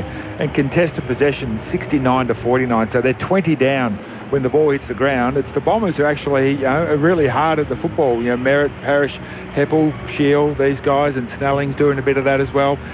Contested possessions, even Clark's had 5 contested possessions. Draper's had 6 contested possessions. So they're getting a really good input from those secondary players actually winning the hard footy, and I think that's doing a lot to keeping the ball up their end of the field. Swans have had a stack load of possessions up to 188 possessions, but they've only gone inside 50 19 times. So 9 first quarter, 10 that second quarter. So their ball movement and taking the ball inside forward 50 has been really stagnated. It's been really slow. So hopefully at half time, John Longmire just frees them up a bit and says, let's take the game on. Whenever Buddy's been in a one-on-one, he's been able to mark that. We saw Reid, he's gone back for a little bit, he's gone forward a little bit. I'd keep him forward. There's no real key Essendon forwards that he needs to play defensively on, so have the 2 big blokes up there forward, get it there as fast as you can. You've got Papley, give him more opportunities. Only, as I said, 19 inside 50s, that's not a lot for him to do his work. So, just take the game on, Bombers. Just free yourself up a little bit. But for the Bombers, they need to keep winning those contested possessions and get the ball going their way, making the Swans start their attacks from deep in their defence. And that's not really working for them because it's taking them far too long to get the ball from one end of the ground to the other. So, good game plan by the Bombers at the moment by being hard and tough. Poor game plan by the Swans by not getting the ball inside 50 and giving their forwards an opportunity. You speak about how important that forward handball or forward kick is. Zach Merritt's had 432 metres gained in the first half, which is mainly, obviously, he's not the biggest runner in the world and carrier of the football. It's all by foot and hand. He's going at 92% by foot. And as I said, he's the one who's kicking the ball inside 50 for them. And he's got this ability to find someone before he gets the ball and screw a kick around the corner, but he makes it look like that he's playing the percentages, and it's just a great kick in the game. All right, so Adam Tomlinson and Nathan Burke, your experts here on Grandstand AFL this afternoon. Essendon 6-5-41, leading the Swans at halftime 4-5-29. The Bombers playing for a spot in the 8, and the Swans potentially playing for a spot in the top 4. Plenty more football to come later on this afternoon. In case you missed it earlier today, was the D's by 98 points, and it's just gone 3-quarter time down in Tasmania, and Hawthorn are winning by 53 points over the Lions, who have only managed 4 goals 6:30 to 3-quarter time. So that's just about done and dusted. And you can bank that 4 points for Hawthorn, which throws all sorts of situations out, considering Brisbane were favoured in that game. Back with the second half very shortly here on Grandstand AFL. Before that, though, let's head to the ABC newsroom. David Rowlands with the latest ABC News. There are another 9 community COVID cases connected to Brisbane's Indooroopilly State High School cluster. 11 local government areas in southeast Queensland are in lockdown until at least Tuesday. Thousands of students, staff and families from several Brisbane schools are in quarantine. New South Wales has recorded 239 new locally acquired COVID cases in the 24 hours to 8 o'clock last night, the equal highest number of daily cases since the pandemic began. The source of more than half of the new infections is still under investigation. At least 61 were in the community for all or part of their infectious period. Meanwhile, authorities have confirmed a COVID outbreak in an aged care facility at Summer Hill in Sydney's inner west. 9 residents have tested positive there. New South Wales Health says some residents are not vaccinated. Health authorities have ordered residents at an apartment in Melbourne's east to quarantine amid exposure concerns. The alert comes despite Victoria's 4 new cases all being in isolation while infectious. And heavy fighting continues as Afghan Taliban insurgents continue to try to take 3 key provincial cities. Taliban fighters are battling to take Lashkar Gah and Kandahar in the country's south, as well as Herat in the west. Afghan special forces were flown in by helicopter to Lashkar Gah, while house-to-house fighting is being reported in Herat. ABC News. Enjoying the footy? There's plenty more to discover.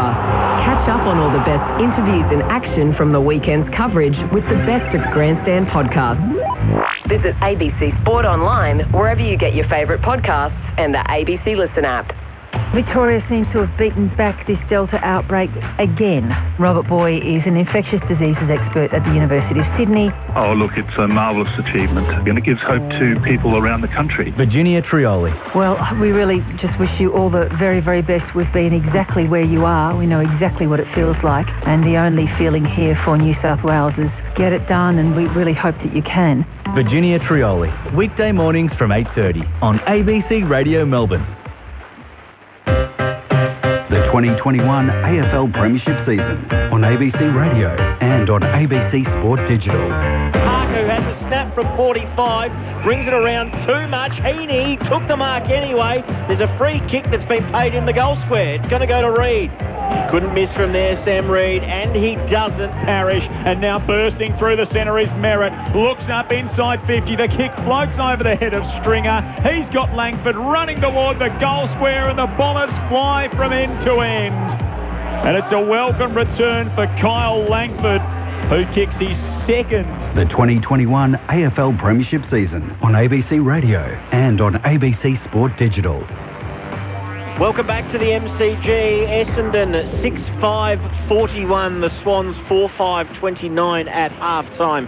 Andrew Mays, Joel Peterson, Nathan Burke, Adam Tomlinson and Jess Webster with you this afternoon from what is becoming a little bit more of an overcast MCG and a tad chilly as well. We'll get the latest on the conditions at the start of the third quarter. In the other games at the moment, as I mentioned before, the D's by 98 points over the Suns earlier today, and Hawthorn at three-quarter time lead Brisbane in Tasmania by 53 points.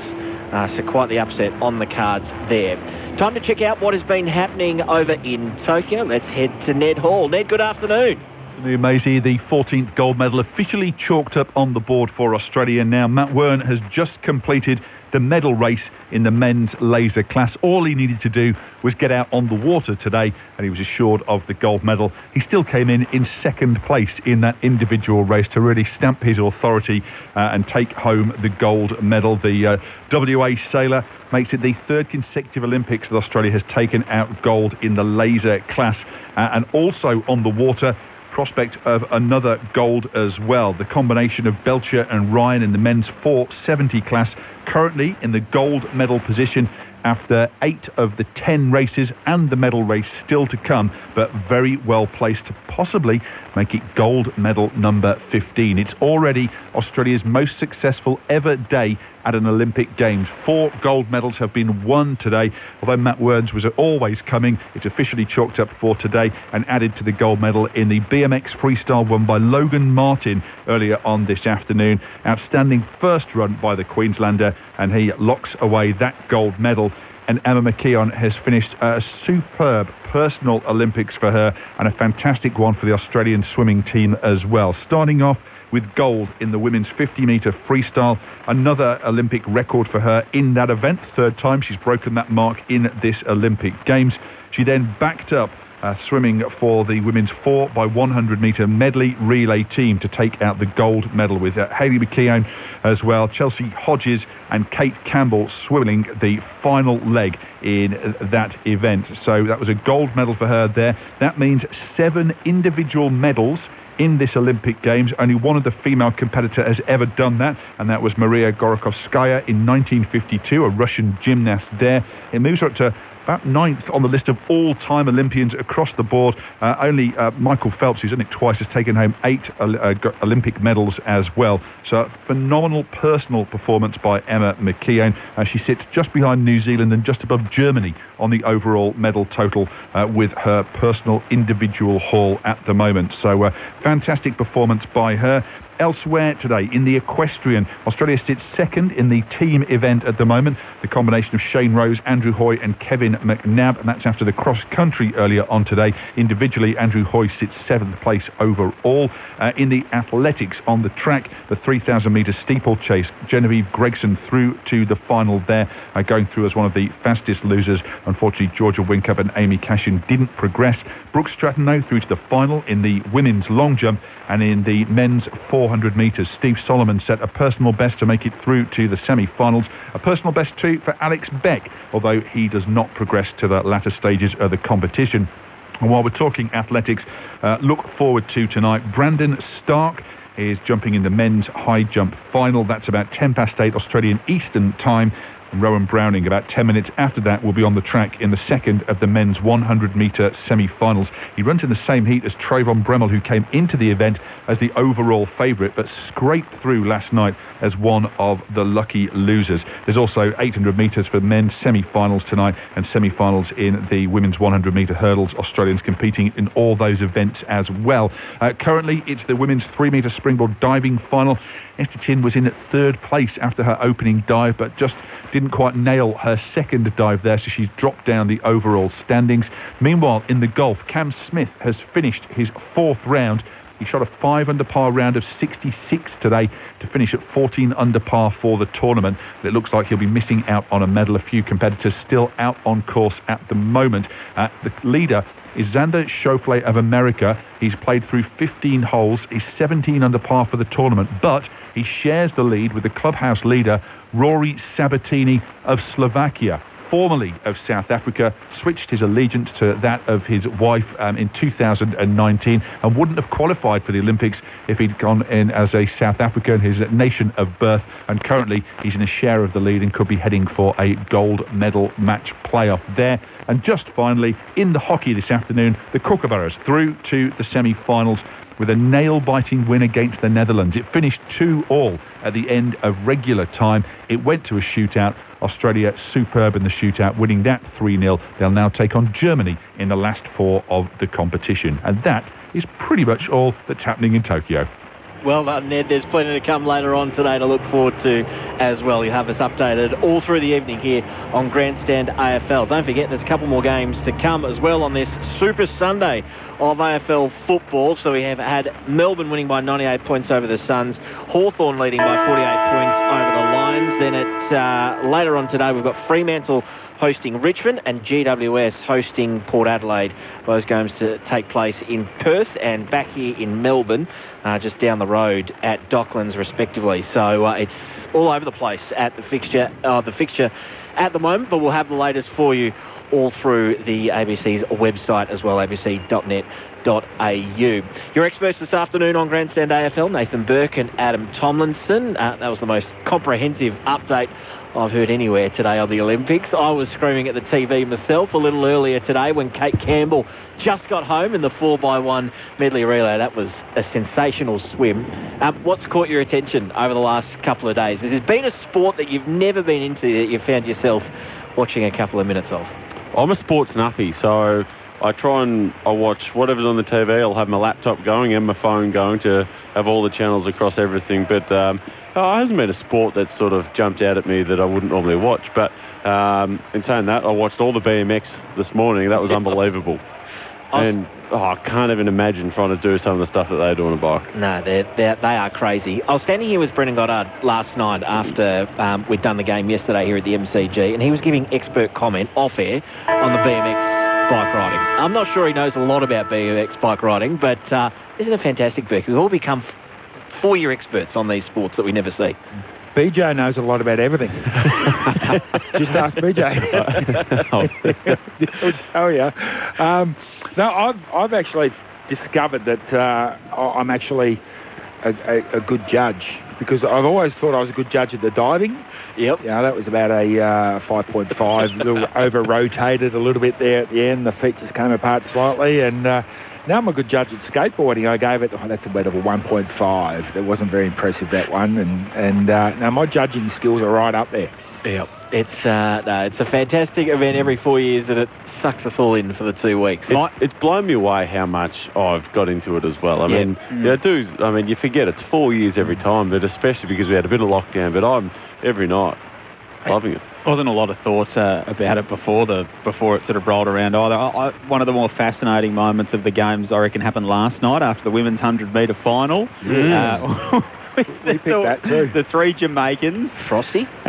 Yeah, so 2 of them clearly pretty good mates, and the other one not so much, and there was a bit of carry-on, and that was a strange moment. But, of course, you know, we've got a hope in the 100 metres a little bit later on tonight. So that final at about 10 to 11 Eastern time this evening. And that will the 100 metre always captures the attention, I think, as far as the track and field goes. And that's certainly a case when you've got a horse in the race, so to speak, which all the Australian fans out there do.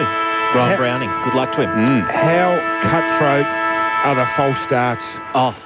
Poor fella from Togo, you know, probably got the weight of the nation on his shoulders in the 100 metres, and it was 0.09 or something. He's just gone a little bit too early. You wouldn't miss them. You'd hear that on one of the northern islands in Japan. The noise that goes around the stadium when there's a false start really rings out. Yeah, absolutely. All the athletics action coming your way a little later on this afternoon. Now, here at the MCG, Essendon at half-time lead the Swans by 12 points. Now, the opportunity's opened up for the Swans here too to get a couple of points on Brisbane, who look like they are going to go down in Tasmania. Meanwhile, for Essendon, the 8's opening up for them as well. Who do you think from here, gents, is going to take the 4 points? Have you been impressed by what Essendon have done, and how can they maintain their lead so that they're still winning when the final siren blows?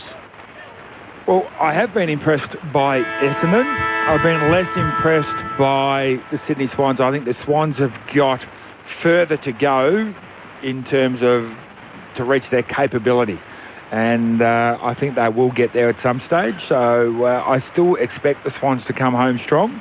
But at the moment, the Bombers are playing, at least they're playing with a bit of desire that we need to win this to get in the finals, which is what I haven't seen the last 2 weeks. I reckon we'll find out in the first 5 minutes. I reckon Horse Longmire's put it on the leaders to stand up and drive contested ball, and we should see a difference in the first 5 to 10 minutes, even the first centre bounce. Interestingly, though, Langford did a warm-up by himself and then came off talking to the physios and doctors again, so I'm not sure what he's going to do. He's back on the bike as well. Back on the bike, Berkey. Berkey likes the bike. Yes, back in the commute. At least the bike's over the boundary line now. When you said he rode the bike off, I think that was... Well, he wouldn't be the first to have been in the middle of the MCG and told to get on their bike, I wouldn't have thought. No, exactly. 6-5-41 the Bombers, 4-5-29 the Swans. It's all on the line in the next couple of quarters of football. Top 4 ambitions for the Swans, top 8 ambitions for the Bombers. You're with Joel Peterson. Tom Hickey and Sam Draper renew acquaintances in the ruck, and it's the Swans through Hickey, Kennedy and Mills, who skies the kick just forward of the centre circles. Hickey and Draper have another go in the ruck, essentially. This time it was Draper knocked it down, only as far as McInerney to Kennedy for Sydney, inside the forward 50. Franklin takes front spot. Ball got out the back. Golden pinched it away from Heppel. Papley came up with it one way and the other. The handball to Kennedy for the perfect start for the Swans, not quite. It slapped away from Reid on the behind line and through for a rushed score. Margin 11 points the way of the Bombers. The Swans on the board within 30 seconds of the third quarter. Heppel receives the kick in, then to Shield, who has a juggle, a left half back, still rakes it in on the second attempt. He kicks out wider to Ridley, who takes the mark, low down. And he goes back to the top of his mark to assess his options. One of them inboard is Laverty. Laverty with a dicey kick, it hung in the air. Stewart dropped it. Reid tackled him. It comes out to Heaney. Rebounds back to Reid. Now to Hayward to make them pay. He snaps and goals. Shocking turnover in the back line for the Bombers. And Sydney take full toll. 5-6-36. They close to within 5 points. Essendon 6-5-41. A minute into the third term. You said a lot would happen in the first 5 minutes to tell us which way this is going to go. Adam Tomlinson, Nathan Burke, what have you seen so far? Oh, man. Yeah, I got taught this very early on. Don't kick across goal unless you can, mark it and drop it twice. And unfortunately for Jimmy Stewart, just couldn't quite grab it. And Reid did a really good job to sort of bring the ball to ground, and Hayward finished really well. Yeah, good pressure by the Sydney Swans. Second forward 50 tackle for the game. Yeah, the tackling has been enormous. So the Swans coming into the game today were number 1 in scoring from forward half intercepts over the past 5 weeks. They were getting 27 points a game. They'd had 1 forward half intercept in the first half and not scored. Yep, 19 to 17 total tackles. Both teams average up around about the 60. Need to get that pressure up and straight out of the middle. It's the Bombers who go back the other way. Parrish a handball to Shield. Shield out wide to Durham. Durham kicks Essendon inside the 50. Lloyd peels off and marks as Wright and Cox collide inside the forward 50 for the Bombers, but they're both up and okay. Lloyd made Kennedy work for it on the outer side at half-back. Kennedy just strolls after the football, collects, kick toward Papley, got the arms out above the head, couldn't pull it in. Handball away to Hayward, now to Florent. Lovely low diagonal kick, finds McInerney at right half forward, goes inside the 50 over the head of Reid. Cutler's out the back for the Bombers to Heppel from full-back to the left-back pocket. Neat kick finds Hind. Not getting it and going this time. Goes back to the top of his mark. He's going to hug the boundary line with his kick. Francis takes a good, strong mark on the lead. He's done this well. It's the kicking that's let him down a bit today. How did he go on this occasion? It's a little short. Allows Rampy to get the spoil in. Wright was forced to spoil from behind. It may work out here for the Bombers. Parrish, a handball out wider to Durham. Had an initial fumble. Then got through the stoppage. Hand pass to Smith off his left boot. Stringer dropped what he should have taken. Tapped the way of Rampy, who gathers. To Hewitt, to Fox. This is all by hand. Now to Lloyd, who spins around and then kicks back inside defensive 50. Gordon takes the mark for the Swans. Gordon's got Heaney breaking toward the members' side, goes in that direction. Heaney marks, looks into the corridor. Wanted Mills to move out toward the interchange gates. Reid on a longer lead. Goes back behind the mark and waits for something to appear. Low kick scythed up the boundary line, eventually found Mills, and Heppel claps his hands on the mark and groans in frustration. Mills chips over the top to Dawson, centre of the members' side at the MCG. Plays on, takes advantage of the man on the mark rule to get inside of Cox. Handball to Gordon along the line. He stepped over and out. And we'll have a throw in from the boundary line right in front of our very own Jess Webster. Yeah, I've been watching Kyle Langford on the bench. He spent over 10 minutes on the bench now at the tail end of the last quarter and the beginning of this one, and he looks like he's standing on the interchange gates ready to come back on, which is good news, but spent quite a bit of time on the bench getting that hammy right. Draper out the back, only as far as Hewitt, who kicks inside 50. Franklin's in a one-on-one, got over his head. He turns quickly, though. He's back onto it, Buddy. Tries to shrug the tackle. Great tackle by Laverty. Should have been rewarded. Wasn't. Not sure Franklin got a boot to it. Snelling onto it, kicks it off the outside of the boot, turns it over. McInerney, now he tries to shrug the Cox tackle. He just got a boot to it, and he's caught holding the ball. Figure that out. Square up. One was Buddy and one wasn't. That was the square up. So Cox takes the free kick from right half back for the Bombers. Margin 5 points to way of Essendon. Swans with the only goal of the term through 5 minutes.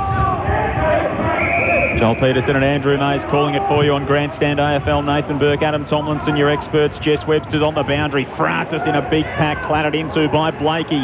Spilt the shield on the front point of the square. Handball to Perkins, to Durham, to full forward. Stringer had it stolen off him by Peter Wright, cruising past. Handball to Merritt, who snaps and finishes.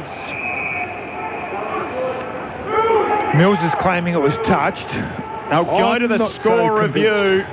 Zach Merritt has been paid the goal, but we will go upstairs. Mills diving across the kick. It would give Essendon an 11-point lead. What are you seeing on the big screen, Jess? Yeah, Merritt indicated that it was touched. He's an honest man, and as soon as he got up, I think he indicated that it was touched. Looked like the umpire's signal upstairs was, the soft signal, if you like, was a behind. Yep. So it would have to be overturned. Looks like you can see maybe the right hand of Mills does have a bit of a deflection as that ball, just after the ball hits the right boot of Merritt. The whole ground set up as if it's going to be a behind. As we wait on the signal. Would you try and get up and stooge the umpire, Adam, in this situation? Because Merritt was, as he said, was a very honest man. Would you have got up and celebrated? No, I believe in the footy gods. After all that, it's been paid a goal. Oh, goodness. The umpire's soft call was a behind. So it has been paid a goal to Zach Merritt after a review process that looked to indicate a behind. The umpire thought it was a behind. The ARC thinks it's a goal, and Essendon lead by 11 points after 7 minutes of the third quarter. The ARC called it a goal because the football was a blur and Mills's hands were a blur, so it was a little bit hard to tell. So in that occasion, you'd go with the umpire's call. I totally agree. That's befuddled me, that one. 11 points to margin in favour of the Bombers. So what do we do, Burke? Do we yell at the umpires or...? The Ark. Where's the Ark man sitting? In a bunker. He's in the bunker. He's at down Might at, be offside. He's down at the Docklands, I think. Fair to say John Longmire being shown on the big screen. Didn't agree with it. They've just showed it again. That's a... Yeah. Oh. Well, Mills has come off straight away and said, yeah, I touched it. And Horse is saying, well, they didn't believe you. When the bloke who kicked it says he touched it, surely a giveaway. Not on that occasion. The Bombers come through the middle again. Snelling buys himself a bit of time at the top of 50. Now to Cox. Delivery inside 50 isn't so good. McInerney dropped the mark very low down at the last minute. Stringer tries to wrestle his way out of a tackle. Didn't get boot to ball. Now Langford has a go. Snaps about 15 metres round the corner to the top of the square. No mark taken. Kennedy back to Hickey. Now back to Hewitt by hand, and now to Cunningham, who comes out of defence with a good kick, and he gives Heaney a good chance to take a mark. He does so, and just lands a little awkwardly on his right arm there. Hopefully he's okay. Took that full of momentum, and he's going to be marched 50 metres, I reckon. The player on the mark there. So I was going to say Cutler, that. must have been a bit of lip, more than anything else. With the thumb for Heaney on that right hand as he just sort of shakes his hand coming up with the footy. Of course, he had the guard on the hand earlier in the year after some surgery. He takes his kick from the AFL logo out of side, dishes it off to Lloyd. Lloyd inside 50, bounces off the chest of Franklin, who clatters into Laverde and Heppel. All three down and slow to rise. They are all now on their feet. That was a fierce contest at half forward for the Swans. All out, 50 metres out. That's Buddy coming full pelt with a player behind him. And it's a freight train with 5 locomotives, Berkey. Coming back into it. Very, very brave. Heaney from the stoppage to Papley, who fell over, ball in hand, got straight back to his feet. Free kick at full forward. Against Buddy. Going against Franklin. This one going to Laverde. Defenders across the nation smile, including Adam Tomlinson at the back of the box here. Dons by 11 points, 9.5 gone third term. Ray's the only umpire in the league that would pay that. They'd all give it to the forward. Long kick out of defence. Wright had a jump at it, couldn't complete the mark. Intelligent tap by Smith. Back to Stewart. Now to Parrish. Parrish loops the hand pass over the top to Heppel, who uses the boundary line, misses his target though, allows Kennedy in for the Swans, who just got the handball away to Lloyd, spun out of danger, looped the hand pass over the top to Fox, who retreats to Rampy at right half back. Can you imagine if that was a grand final, or this was a grand final, and the margin at the end of the game was less than a goal? It would cause controversy for years, that. I just can't believe that decision's been overturned. The kick is overturned. It's coming back Essendon's way with a good mark taken by Stewart at half-back. They'd be storming the streets down in South Melbourne. Stewart's handball when looking for Heppel. Heaney intervened and then he caught Stewart. He's in all kinds of trouble. Hickey's out here. Heaney will take the footy from the edge of the square. Stewart does well to hold him up and allow the defence to get set. Isaac Heaney from 60 metres out for the Swans. Spots Parker. Delivery pinpoint. And Parker pulls it in. 40 metres out. Slide angle left of centre. All the players then gravitated towards where Buddy was, where Hickey was. And it was a great kick from Heaney because he's screwed it across his body. And it was a great mark from Parker as well. But it was a great kick and bit of vision from Isaac Heaney.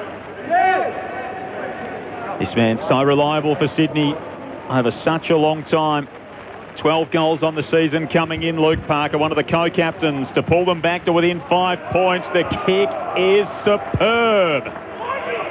Wonderful strike from Parker, who runs back into the centre square and tries to get the Swans going. They trail by 5 points. 42 plays 47.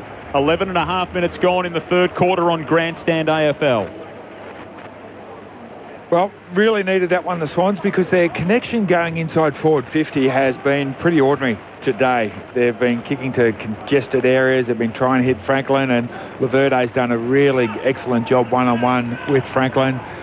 We all expected the ball to go to Franklin and Hickey, but the kick by Heaney was just smart.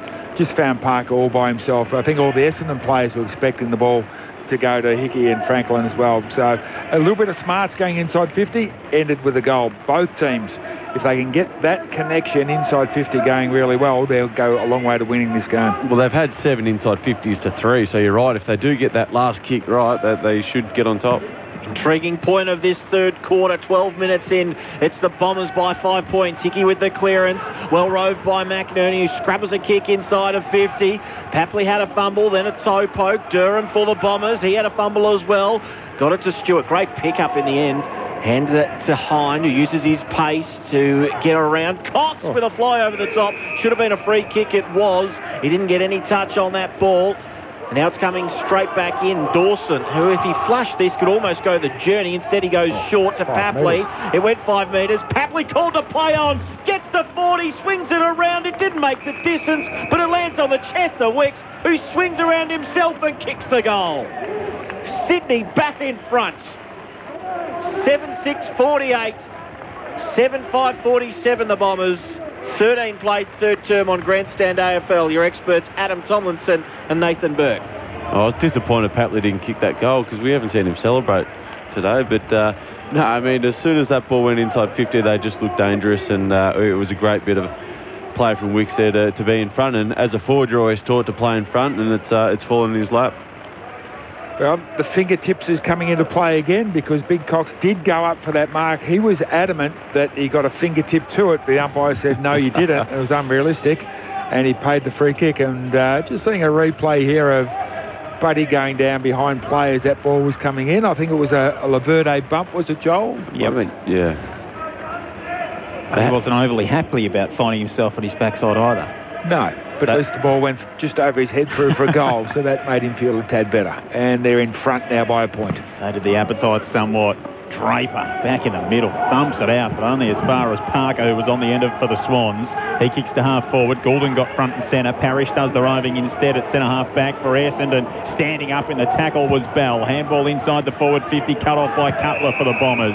Curls his kick out toward the wing, and Blakey was nudged under it by Perkins.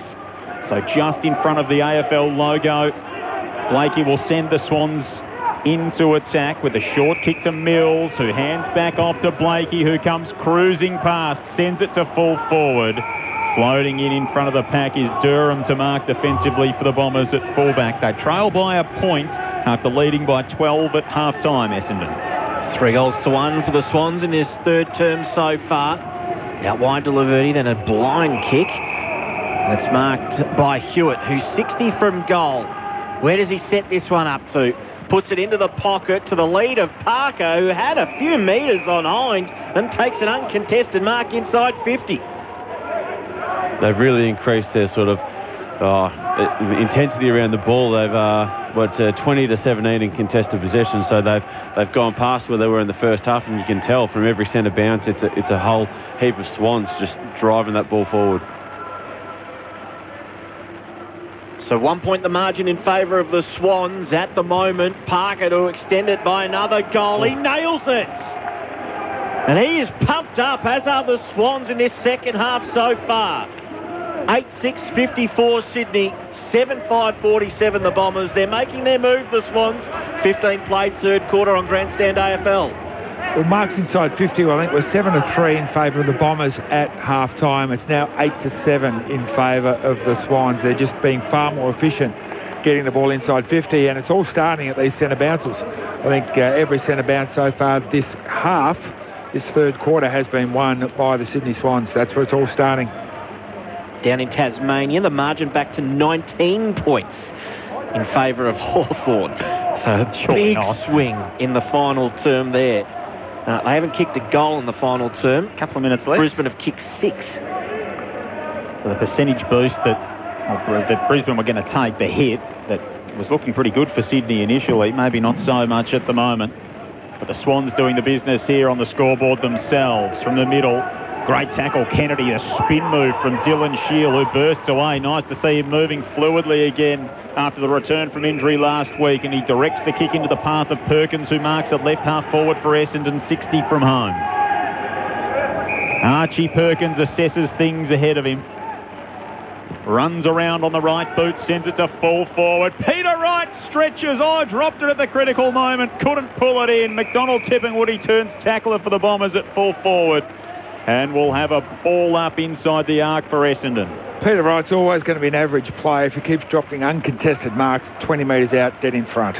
Kennedy with the hand pass, dispossessed. Perkins wrapped up immediately. A couple gang tackling him. That's what it ended up being, an uncontested mark, and he dropped it. Thrown up. Hickey dropped it himself.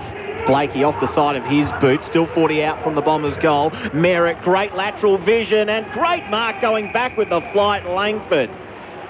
Cutler allowed him to come across and take it. All the courage in the world, had no idea what was coming. Takes it on his chest, 40 out from goal, slight angle to the right. Well, this will test whether he's got any form of leg injury. He's going to have a shot, probably kicking from around about 40. We'll see how he goes with the distance. He's already got to this afternoon. Kyle Langford spent a lot of the last hour of football getting his injury assessed downstairs. He's been up and down the race. In he comes, 40 out, kicks beautifully. Straight over the goal umpire's hat. And the 3 straight for the Swans is finally answered by the Bombers. And they're back to within a point. Sydney 8-6-54, the Bombers 8-5-53, 18 played third term. I believe that was Merritt again with a really smart, got the ball in congestion, round about 45 out. Instead of heading straight towards goal, he just looked sideways where Langford was leading. And I think that's up to 8 score involvements now from 21 possessions from Zach Merritt. He's just got that ability to turn his head, or just he finds us a little bit more time where he either makes the right decision or changes his decision. And it was a beautiful kick. It was a beautiful kick by Langford as well through the goals. It was straight through the middle. 13 goals, 3 on the season for Kyle Langford. Tantalising prospect, 192 centimetres. He is a big body. At 24, his best footy still ahead of him if he can get a clean run at it through injury, which he's had for the most part of the year in game 17 today. From the middle, Wright's in there for Essendon. Stringer hacks it forward off the ground. Lloyd's up to meet it for Sydney, getting onto his knees, handballed and found Parker. He found Kennedy. And now Fox off half-back for the Swans. Chips short to Dawson in line with the back edge of the centre square out toward the members' wing. He's at left half-back for Sydney, who lead by a point as we tick toward time on in the third quarter. Chips it toward the boundary line and finds Cunningham, who wants an option in field, doesn't see a lot that he likes, so he holds things up. High kick around the boundary line. Parker's going to take this uncontested again. Hind needs to tighten up. He's trying to intercept. He's trying to get his own foot in. Parker's killing him. Inboard. Now Blakey gets out of a tackle. Did well to get his hand pass to Dawson, who can load up from 50. Puts it onto the head of Franklin, and he juggles, not quite paid the mark. Bombers recover. Redmond off a step. Snaps out of defensive 50. Lightning hand pass by Smith. It was a good one to Parrish. Now to Cox. He's taken in a tackle. Just got his hand pass away. Merritt goes low. This has gone up a notch in the last 45 seconds. High kick by Cunningham. Inside 50. Franklin from 40. Forced to spoil. Wicks hand pass to Papley. Around the corner. Bounces and bounces home. The Swans with all the answers at the moment. They now have 9 on the board. The margin 7 points after 20 minutes in the third quarter.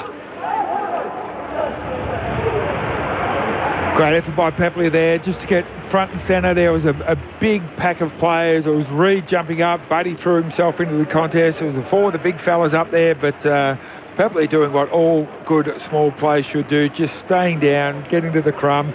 He did have a couple of players running past for the handball, but as all good small players do... They always back themselves in, don't they? Yeah, he ignored them, snapped around the corner, and when it bounces in the middle of the goal square, you're never quite sure where it's going to roll, but that one, fortunately for him, rolled straight through the middle. You mentioned before, Tyler, that you wanted to see him celebrate. He celebrated hard. He's my favourite player to watch after he kicks a goal, because he never leaves it short when his celebrations. His GPS numbers are good. He runs a long way after he kicks goals. And at high speed as well. Very high speed. He really gets going from the restart. The Swans with control of it. Goulden dumped into the turf by Stringer. He's going to be caught and a ping for holding the ball. Yeah, that was one of those ones where you need to convulse. Stringer's away as well from 52. Sets his sights on a special goal. Jake Stringer, the chase down. And a thumping blow from outside the arc to immediately pull Essendon back within a point. 59 the Dons, 60 the Swans, 22 gone in the third term, and that's why that man's earned himself a new contract in recent weeks. Ty, that was a smart play versus a dumb play. Golden went in and got the football. He didn't have prior opportunity. He was dragged to the ground, but nobody was holding the ball in. And you've got to look like you're making an attempt to get the ball out. He just thought, I haven't had prior opportunity. I'm just going to sit here. And you said he's got to make convulsions, and that's exactly what you're going to do. You've got to make it look to the umpire, because it's the umpire's call. You've got to make it look as if you're trying to get the ball out, even if you're not, because the rule states as soon as you take possession and get tackled, you've got to show an attempt to get rid of it. And then Stringer, smart play, realised he couldn't kick the goal from inside the goal square, picks up the ball, plays on, runs to 50 and bangs it through. Lions back to within 13 points of the Hawks as well. Shield from the middle here at the MCG. Hand pass out wide to Clark. Delivers inside 50. Stringer caught behind, forced to punch. He held on to his opponent too. Great positioning by Rampy there to get in front of him. Didn't let him pass. Wins the free kick. Sydney by a point. 23 played in the third quarter here on Grandstand AFL. Rampy trots across his defensive goal square, then goes long. Dawson in the box seat. Cox got a hand in there, then competed at ground level. Dived in over the top. A hint of in the back. Not paid. Heppel made sure it was going nowhere, and Kennedy gets to his feet. So ball up at right half forward for Essendon. The city end of the MCG. Ground completely covered in shade in the late afternoon. Cox goes and gets it for the Bombers. He's tackled by Bell and Kennedy. The ball up. Quickly tossed in the air. Draper knocked it into Hickey's head. Shield came up with it for the Bombers. Scrambles a kick forward only as far as Hewitt for the Swans. Defensive hand pass to Lloyd. Now to Dawson. Runs the arc. Kicks long on the left boot up the wing. Heppel got a fist to it. Fell at the feet of Laverde, who was pretty happy to walk it across the boundary line and see the ball into touch. It'll be thrown back in. Centre of the members' wing here at the MCG. Sydney 9-6-60, Essendon 9-5-59, but this game has gone up a notch here in this third term. Sure has. McInerney with the hand pass out the back of the pack. He finds Hewitt, who's in a bit of space, back to McInerney, and Blakey is motoring off half-back. Gets past McDonald, Tipperwoody, takes a bounce. He's gained 100 metres here to Papley. Taps it in front of himself, snaps towards goal, another! What a goal by Tom Papley, set up by the runner Blakey. Sydney on fire at the moment. 25 minutes gone third term, from one end of the MCG to the other in a flash. They lead by 7. Oh, Nick Blakey, well done. I mean, that's what you want from a halfback, and he's got speed. And when he took that ball, he took McDonald, Tipperwoody on, took a bounce, got the ball deep inside 50, and he just put the ball in the area of Tom Papley, because that was outstanding. He necessarily didn't have the right positioning, or the ball wasn't to his perfect advantage, but he just makes it work. It's like Rowan Browning in the drive phase of the 100-metre sprint. I was a little bit disappointed with his celebration. I thought he that was jump subdued, the fence and start clapping himself. I thought he was going to run to centre-half back and give Nick Blakey a hug. That was a very nice finish from Papley. So the Swans again. Essendon have been able to find the answer when the Swans have got that goal from the restart. Parrish scrambles it forward for the Bombers. Dawson back there to meet it on the back edge of the square for Sydney. Handball to McInerney. Just escaped the clutches of Merritt. Got it to Kennedy on the up. Kicks to half forward. Goulden collects the bouncing ball 70 metres from home. Sends it inside the 50. Hickey knocked it down. Papley only needs a sniff. This one on the left boot doesn't have the carry. It bounces into the forward pocket and rolls out and over. And it'll be thrown in 15 metres around from the Swans' goal. Left forward pocket, punt road end. Sydney by 7, 26.5 gone third term. Siren just about to go in Tasmania. Hawthorn with a 2-goal victory over the Brisbane Lions. So a big upset down there in Tasmania. We'll give you the ramifications at three-quarter time. Now a chance from the stoppage inside forward 50 for the Swans. Hand pass back to Rampy, who puts it to the top of the square. Franklin couldn't get separation. Now a chance for the Rovers. Well done by Cox, although gave it to the feet of Draper. And now Papley has another. It's his fourth. He kicks it from the goal line. Goulden's hands were beautiful. And it's all coming up beautiful for the Swans in this third term. They have now kicked 7 goals, 11-6-72. The Bombers 9-5-59, the margin 13 points, 27 played. Well, it's the old adage, you don't handball the ball to a ruckman, especially under pressure. The ball was handballed out to Draper. He had his back to where he wanted to go. It was under pressure. The ball slipped through his legs, and you don't give those Sydney Swans small players a second opportunity, and they made him pay. So Papley's up to, 4 now? So it could be the difference in the end. What goes unnoticed is Jordan Dawson bodylined the ball after that centre bounce, and I can't remember who the Essendon player was, but he just took the ball, kept running straight through, and that was sort of the start of the chain to get the ball inside 50. Well, yep, went straight to Draper's breadbasket, and he dropped it. 3 goals in a row here for the Swans. Stringer bursts out of the middle for Essendon. Kicks an absolute dead pigeon to full forward, and Peter Wright's there to latch onto it. It fell into his lap. It was the worst looking kick off the boot of Jake Stringer you've ever seen. Chaos ball, hardest ball to defend. And Wright was there as it wobbled its way to full forward. Peter Wright takes the mark. 25 out. 40-degree angle left of centre. They need this one, the Bombers, edging toward three-quarter time. Couldn't kick one last week. 3 behinds. Peter Wright on the approach to narrow the gap to 7 points. The big man delivers. And the Bombers do get a reply to the Swans' 3 goals in a row. It comes at the 28.5-minute mark of the third term. It's Essendon 10-5-65. The Swans 11-6-72. And we've had an 11-goal third term so far, and there's still plenty of time left. The ability for Jake Stringer, it's phenomenal. The amount of power and speed he can generate in a short space of time away from a stoppage. He drove his legs and got that ball inside 50, and albeit it wasn't a perfect kick, but when it comes out that quick from stoppage and you play in front as a forward, you're always going to be in the best position. Back in the middle has been some sort of third term. It is raining goals here at the MCG. And the lights are starting to take effect as well in the twilight. Swans by 7 points. Perfect bounce in the middle. Hickey and Draper go at it. Hit the heel of Draper back into congestion. Hickey standing around. Stringer tries to break away. Got a hand pass free. Now Snelling coming up from half forward. Hand passes back to Parrish. High kick inside 50. Francis underneath it. Right roves. Got some sort of a kick out the side. It'll land on the chest of Merritt, who takes the mark. Not quite sure how far that travelled, but he'll claim it and line up from 30 out.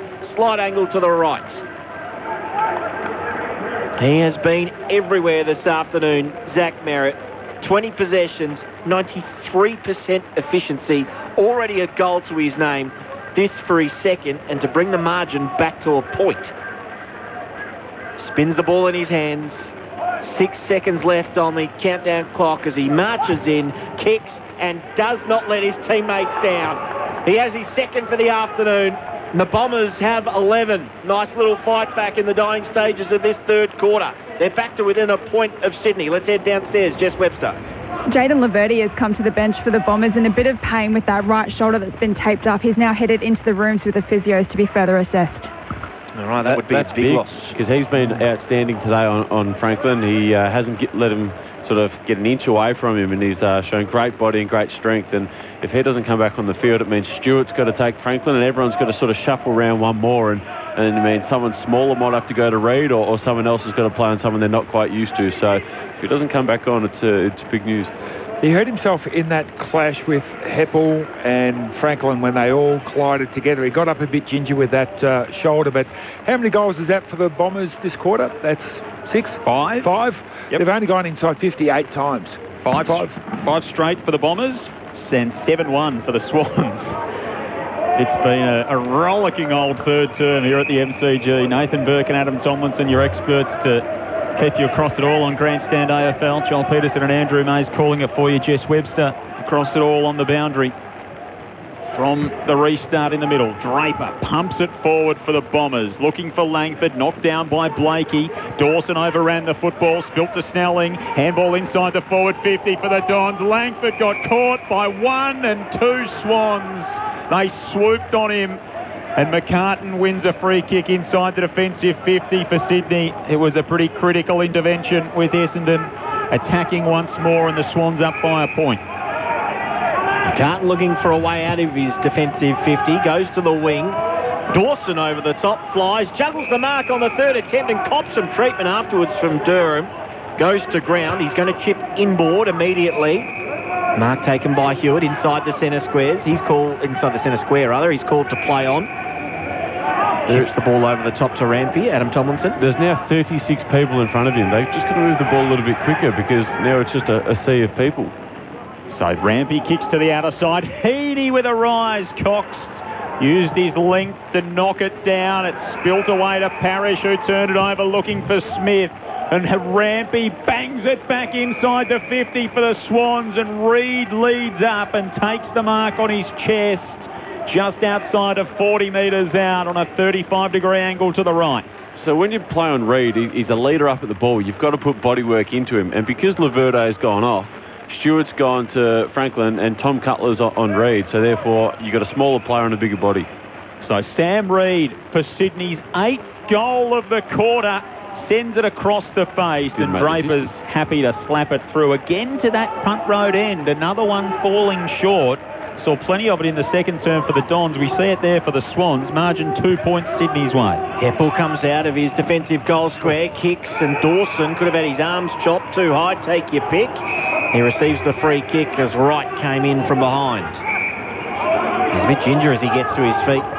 Dawson goes back with the footy underneath his right arm. Franklin makes a lead into the pocket. That's ignored. And Dawson's just going to go long instead. Pop it at the top of the square. Who can fly the best? It's Ridley over the top with a fantastic defensive mark. It's a good player, this kid. You know, he was the best and fairest last year, and he's really continued on his form. Sends the Bombers outside the defensive 50 to a big pack. Dawson knocked it down. McCartan a handball to Hewitt. He concedes some ground now to Rampy, who marks on the wing. Fends off from Smith. Left foot kick to the edge of the 50. Wright came across, knocked it down for the Bombers. And Gordon with an intervention. Handball to Papley, handball to Wicks, to McInerney, who left it behind on the edge of the 50. Shoots the handball back to Cunningham. Lightning stuff. He sends it inside the forward 50. Draper chases it down and kills the danger and sees it to three-quarter time. The third term almost running 35 minutes as the sides combined for 12 goals. Sydney turn a 12-point half-time deficit into a 2-point lead as we turn for home. The Swans looking to make inroads on the top four. The Bombers looking to cement their spot in the 8. It's Sydney 11-7-73 to Essendon 11-5. 71. Tom Papley with 3 goals in the quarter for Sydney to have 4 for the match. Luke Parker kicked both of his goals in the third term as well. Singles for the Swans to Wicks, Hickey, Franklin, Reid and Hayward. For Essendon, 2 goals to Zach Merritt in that term. 1 of Kyle Langford's 3 came in the quarter. So too 1 of Jake Stringer's 2 for the match. The others for Essendon to Anthony McDonald-Tipungwuti, Dylan Clark and Devon Smith so far. A rollicking affair on a Sunday afternoon here at the MCG that really ratcheted up in the premiership quarter. It's the Swans by 2 at the final change. Winners earlier today, Melbourne by 98 points over the Suns and the Hawks by 12 points over the Lions. So more on how that plays out and what effect that'll have on the top 8 at three-quarter time, where it is the Swans with a 2-point advantage. You're listening to Grandstand AFL on ABC Radio, ABC News Radio and ABC Sport Digital. On Hard Quiz, only the most important facets of human knowledge are put to the test. Which US rapper's name sounds like a brand of colourful chocolate? Topics chosen are critical to the evolution of the human race. The palindrome rotator is what word spelled backwards? And experts are treated with the utmost respect. Well, I'm afraid your parachute hasn't opened this time. You are plummeting to earth. Catch Tom Gleeson with all new episodes of Hard Quiz. Back Wednesday, August 18 on ABC TV and streaming on iView. The 2021 AFL Premiership season on ABC Radio and on ABC Sport Digital. Birdie with a dicey kick and hung in the air. Stewart drops it. Reid tackled him. It comes out to Heaney. Rebounds back to Reid. Now to Hayward to make them pay. He snaps and goals.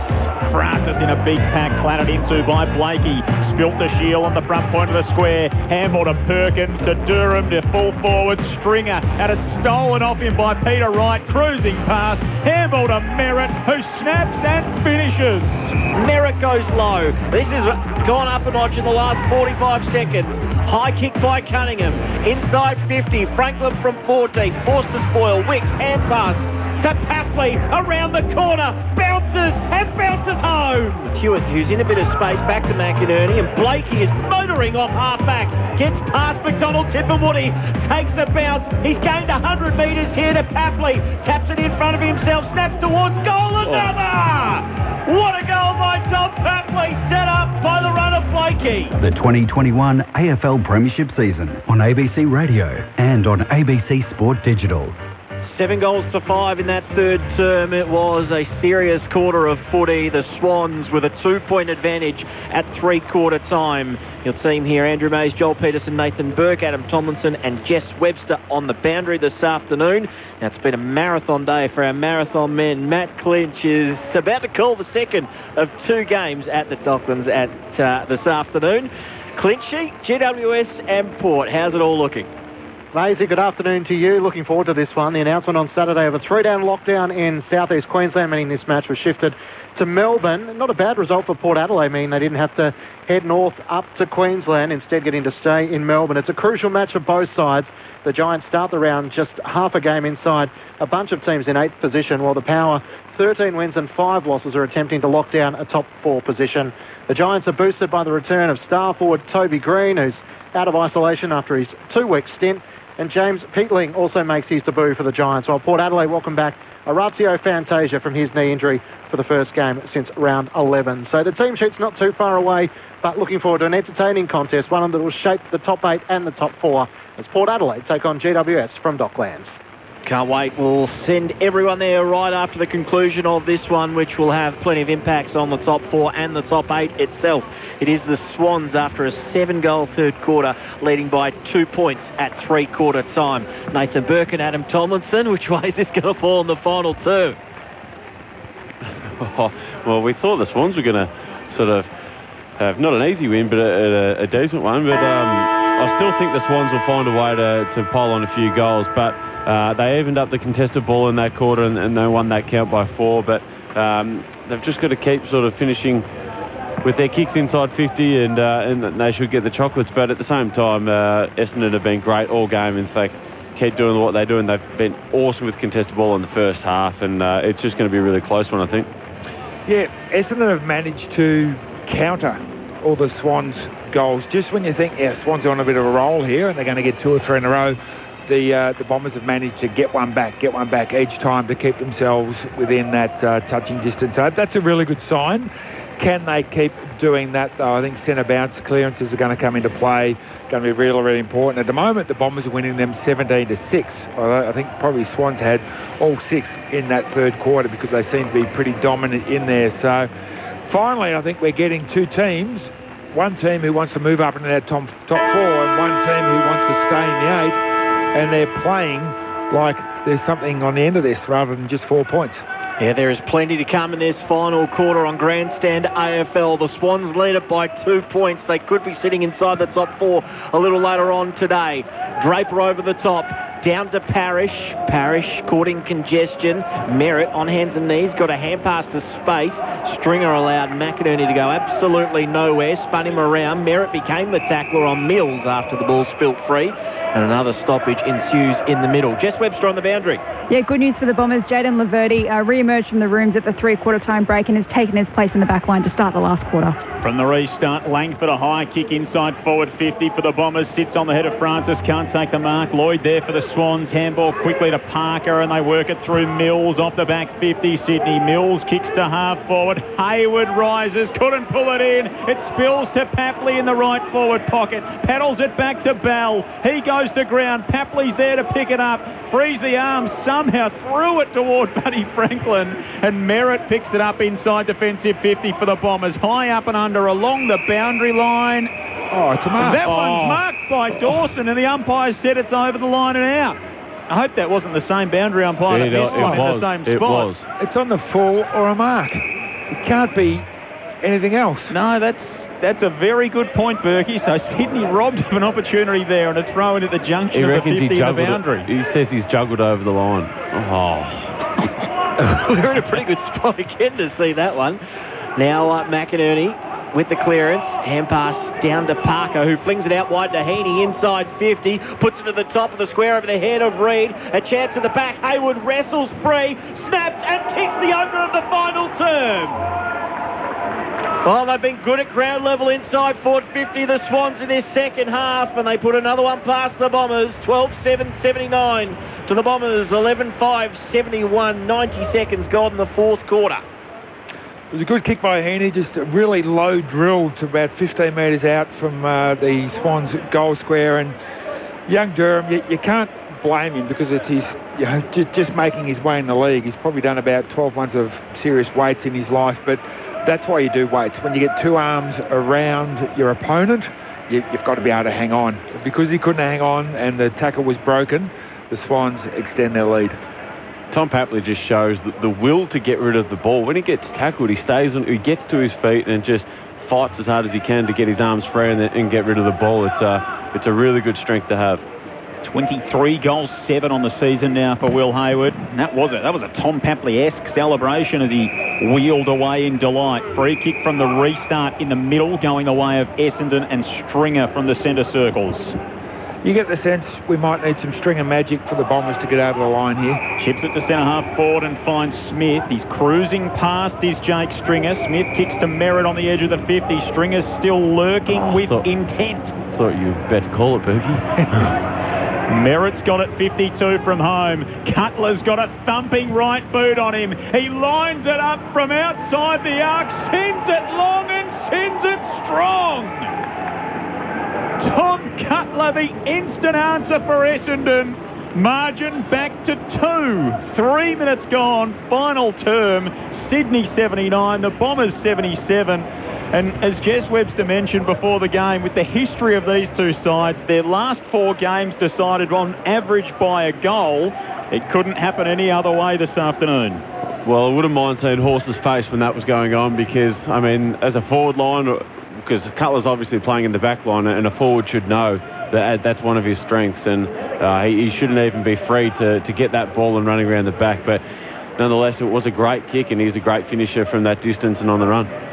9 straight for the Bombers. They were 3 goals 5. Now they're 12 goals 5. They can't miss this afternoon. Yeah, and it was Sam Reid, the big fellow, who fell asleep and let his opponent just run off, get a handball receive and kick the goal. Back in the middle now. Back to 2 points in favour of the Swans. Ball bounces away from Parker. Now there's an out-of-zone umpire paying the free kick. That's right. It's going the way of Stringer.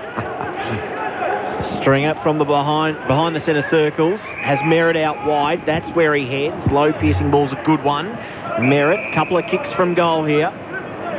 Young Bell for the Swans has only had the 4 possessions today, 1 kick, 3 handballs. Needs to do something in this last quarter. Merritt low with his kick. Good reach by Dawson to take the mark despite traffic coming from behind him. I reckon Dawson's got longer arms than someone. Yes. Seems to do that all the time. He's got the good wingspan. His 20-second disposal set out toward the wing. Oh, Merritt threw that back over his head. Either that or he's got lightning hands. Parrish to Heppel. Now back to Merritt. That a more convincing hand pass. He receives it straight back from Ridley. Did he handball that and then get it kicked straight back to him and they called it a mark? Yep. So Merritt's got it right in front of the interchange gates here at the MCG. Sends it to the edge of the 50. Peter Wright lopes out and attacks the footy. Can't take the mark. Hewitt there for the Swans to Blakey. Handball to McCartan. Has to think his way through it from fullback. Sends it out toward Bell. Free kick in the marking contest going to Sydney and Parker's away on the members' side. Everyone else stopped. He kept on going. Parker kicks long inside 50. Papley with a 1-on-1. Takes the mark on his chest. Matched up against the bigger Ridley. And then hand passes to Franklin, easy as you like around the corner. But he has another this afternoon. He's got 2. And Sydney extend their lead. Back out to 8 points. 5 minutes gone in this final term. But great use of the hands by there, happily in the marking contest. He it was just beautiful craft, wasn't it? Yeah. Really good marking craft. turned around, put his hands in the chest of the Essendon defender, gave himself that half a metre of space, took the chest mark. Really good kick by Parker. Dodgy free kick decision down here to the Swans. Which, almost a double enabled them to have advantage. the ball. Yeah, exactly. One of my coaches in Mark Williams always yells out, "Don't play athletics." And Tom Papley is one of the players that never plays athletics. He hits his opponent before they hit him, and that's why he's so good in the marking contest. He's just got an ability to own the area where the ball's going to drop, and he's fantastic at it. Very unselfish with the little dish to Buddy as well. Just making sure he looks after the king of the forward 50. So bounce in the middle. Swans by 8. Draper and Hickey renew acquaintances. Well, murky, they might get an instant reply. Parrish bursts away with the stoppage and finds Snelling at left half forward as the Bombers do try and bounce back. Snelling's got it 60 metres from home. Sends it to full forward. Francis almost again. Couldn't take the mark. Goulden's over the top of it. Cunningham there on the last line for the Swans. And now Rampy, a handball to Lloyd, a handball to Hickey in the defensive 50, another handball to Hickey in the defensive 50. The big fella didn't do too badly, but he turned it over to his opposition ruckman, Draper at right half forward. The Bombers got too many almost forwards. Francis is an almost forward and Wright's an almost forward. They almost mark it, but they don't. Draper just pops it to the hot spot. Who can mark this? Francis, not this time. McCartan shoved him underneath the ball and then takes a good contested mark. Kicks wide to Franklin, who takes the mark. 50. Well, it was the same as the first quarter, that one. Not on this occasion. Stringer.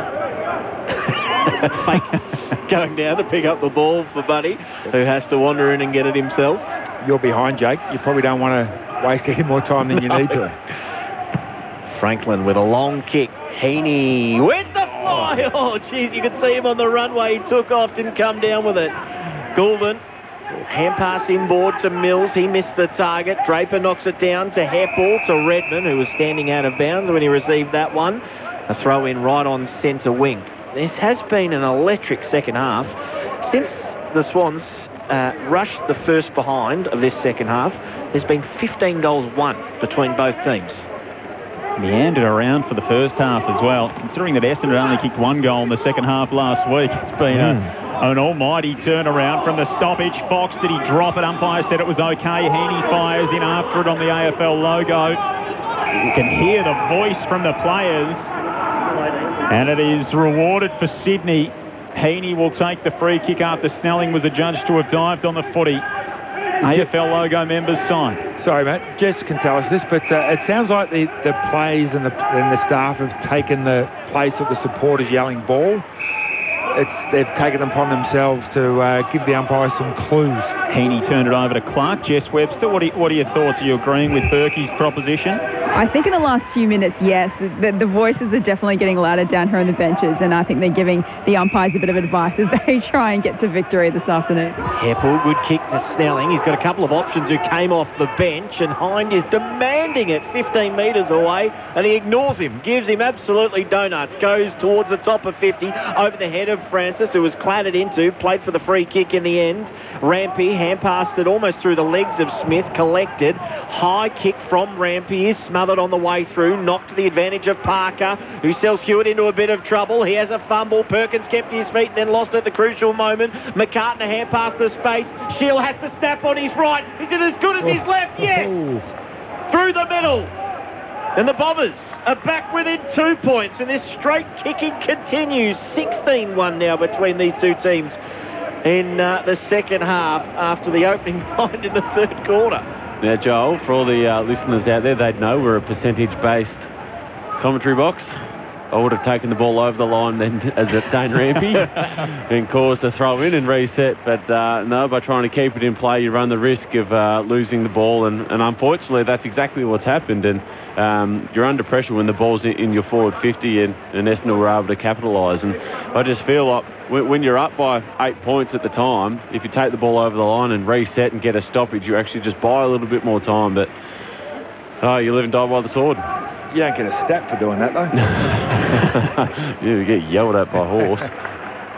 Just the way they have been a risk-taking team You do have to pick your moments a little bit. The thoughts of Adam Tomlinson alongside Nathan Burke on Grandstand AFL. Bounce goes awry in the middle. The umpire, Alex Wetton, was okay with it. Did Parker get a shove? He did. Free kick and advantage to Hickey. On the half volley to Buddy. To Kennedy, the skipper for the steadier. Yes! 40 metres out. Josh Kennedy in time and space makes no mistake. And Sydney again with the instant reply. And they lead by 8 at the 11.5-minute mark of the final term. 14-7-91 plays 13-5-83. Sydney with their 10th goal of the second half. It was Parker, Kennedy, Buddy, all the big names got involved then. Yeah, the leaders lifted, didn't they? Yep, they needed something special, and it was their big names that provided it for them. Just talk us through Buddy's decision then, going through his mind to turn inboard rather than go out onto his left boot. I mean, that sold all the defenders the wrong way.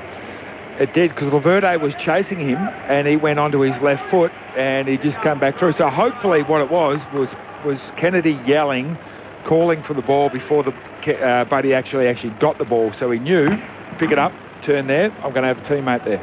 Swans by 8. Draper wrestles his way through. Ball spilt to Merritt. Hand pass to Langford. Good delivery inside 50. Chips it over the top, and Wright takes it on his chest.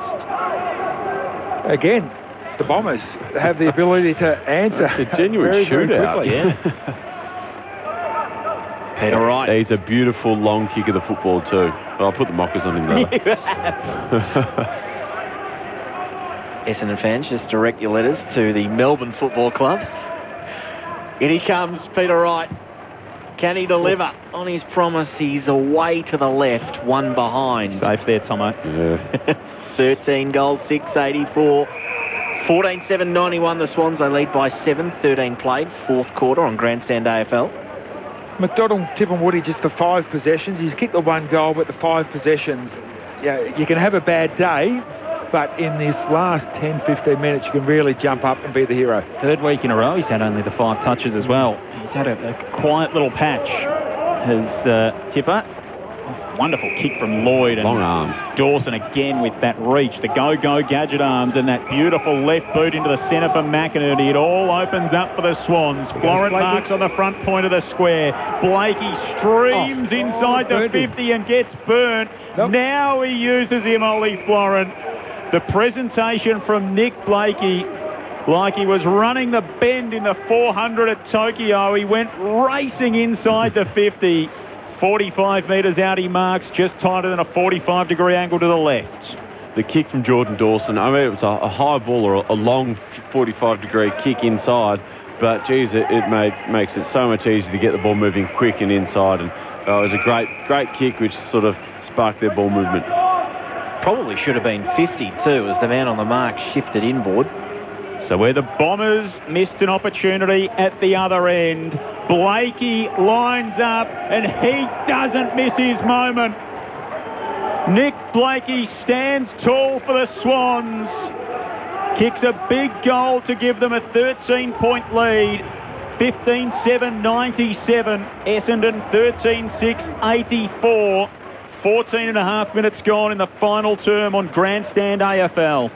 A couple of really impressive things there. One for me was Dawson taking the contested mark, and it's a tight game at the moment, but he went back and he drilled the ball into the middle of the ground. A lot of other players would have just gone safe and hit the short one, opened the game up completely, and Blakey, who was actually behind the football in his defensive 50, took off like somebody did, say, on your marks, get set, go, and he sprinted pretty much 2/3 of the field from one defensive 50 into his forward 50, and then had the presence of mind to still kick the goal after running that far. So Dawson and Blakey, two of the lesser-known Swans, outstanding effort.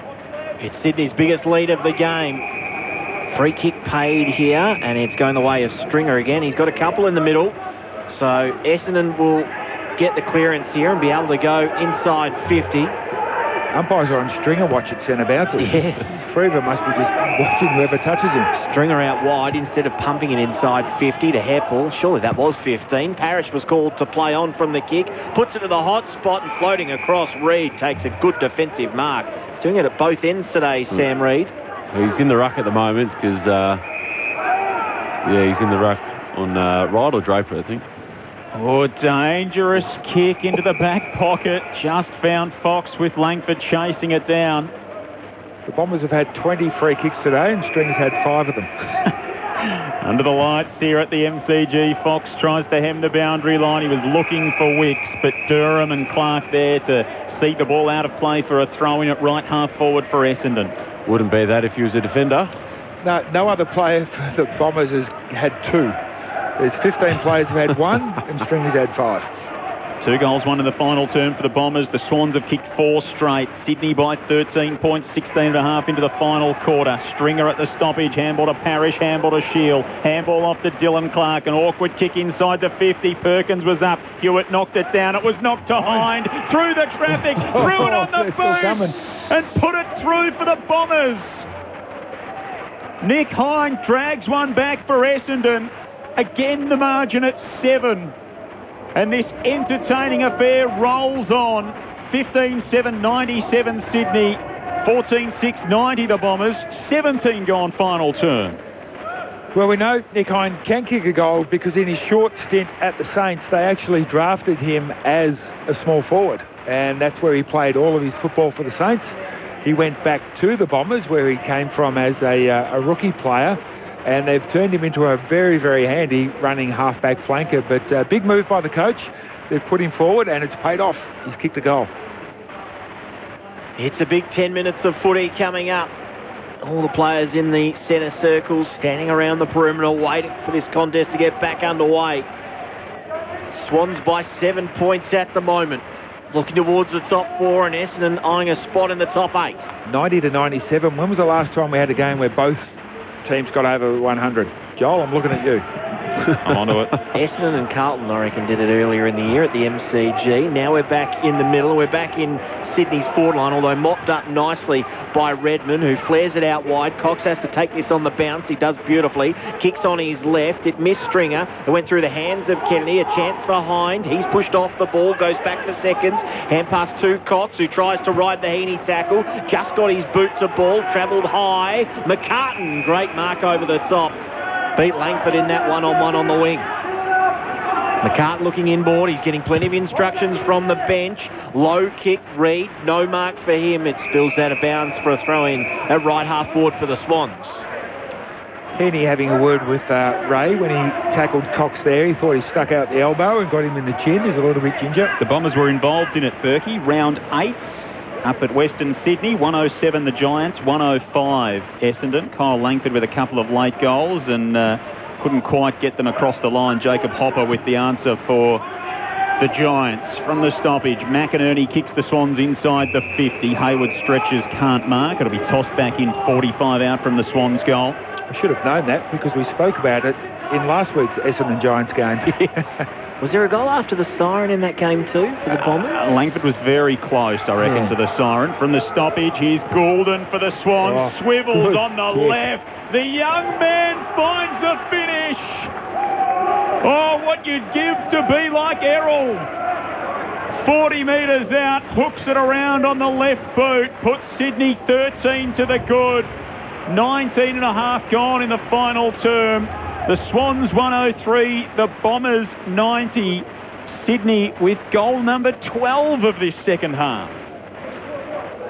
I'm just trying to wait for a replay here to see how Goulden got so free at a stoppage at around about 35 metres out from the Sydney goal square because he had far too much time and space.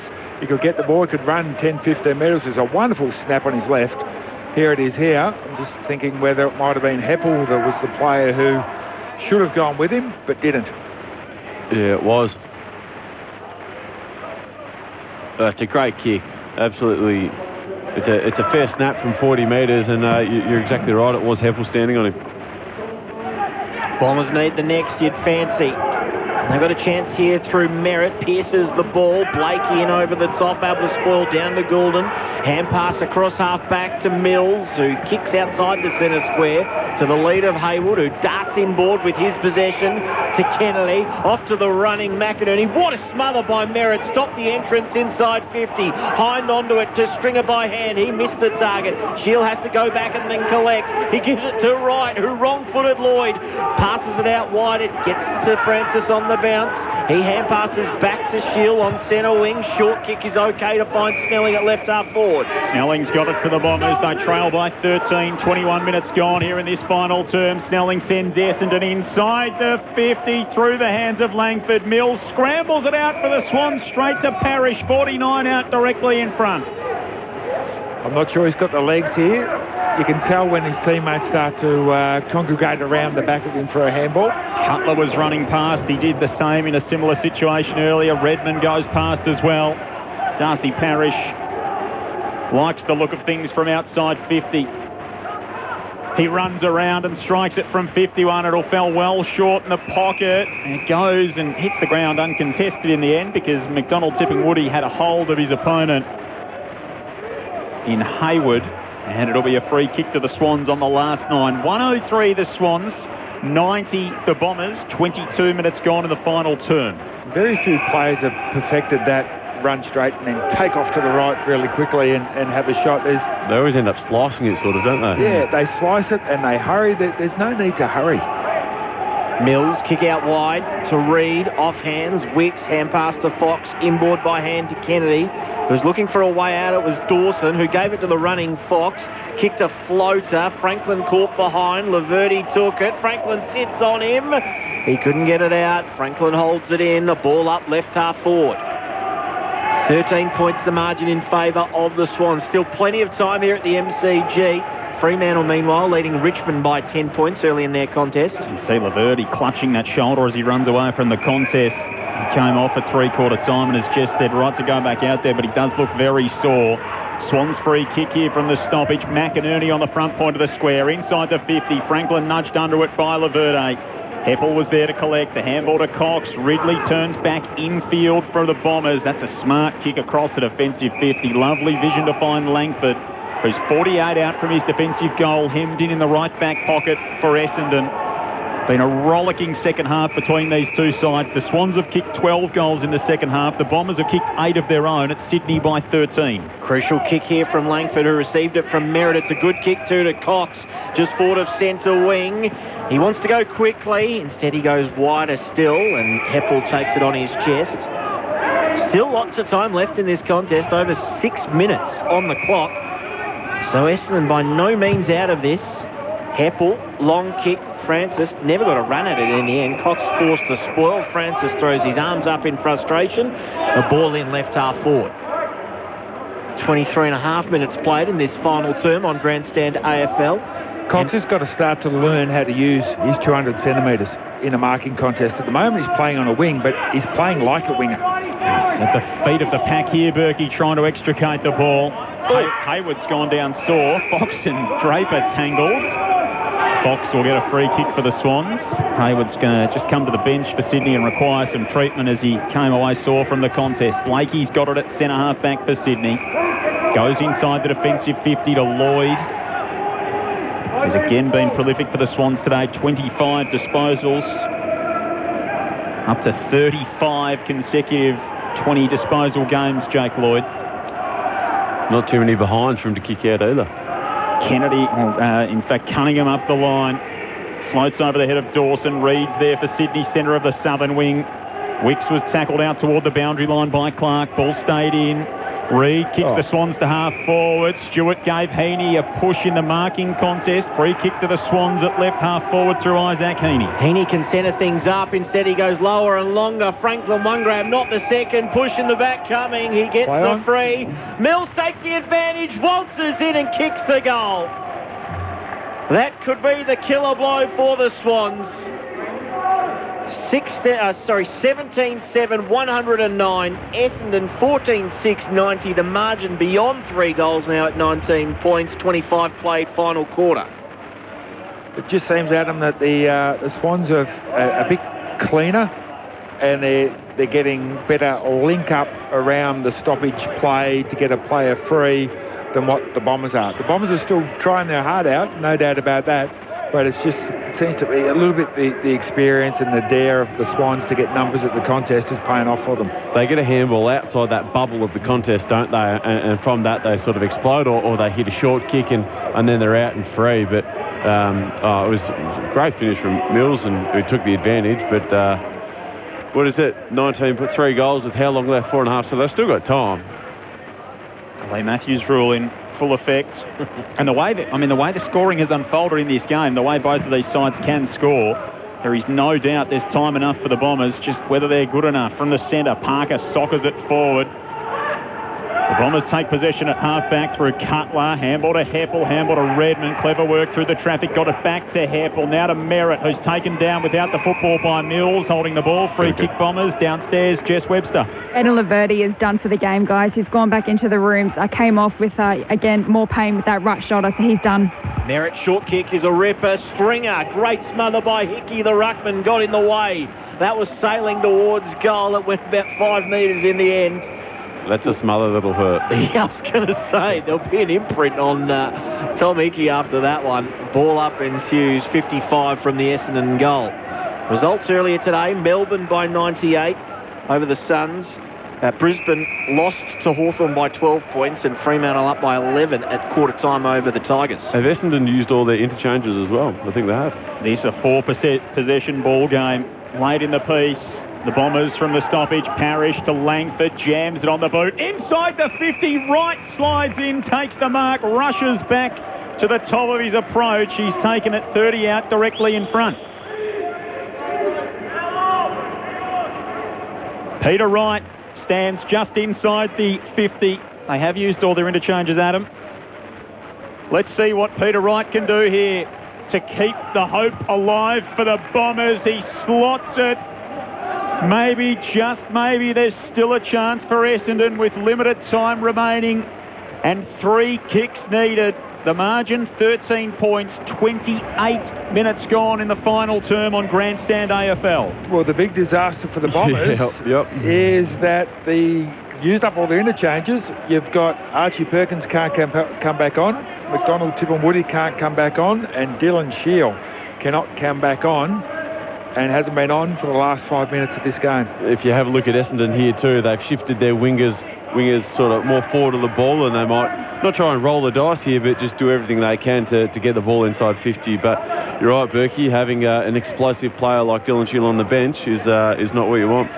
No, and the Swans have put Sam Reid on the wing. So basically, after the bounce, he'll just go and park himself as that 7th man in defence. But yeah, Dylan Shield, might as well put the tracksuit top on, mate, because somebody down there has mucked up the number of interchanges. Poor bounce in the middle. It'll be recalled. I think that might be the first one. Yeah, I was going to say, it hasn't been often that a team has used all the interchanges throughout the year. Especially the crucial time. Yeah. In a big game. So much on the line. Stringer with a high fend. He came bursting through that stoppage. Just went a little too high on Mills. And then throws it at his feet. Lucky not to give away 50.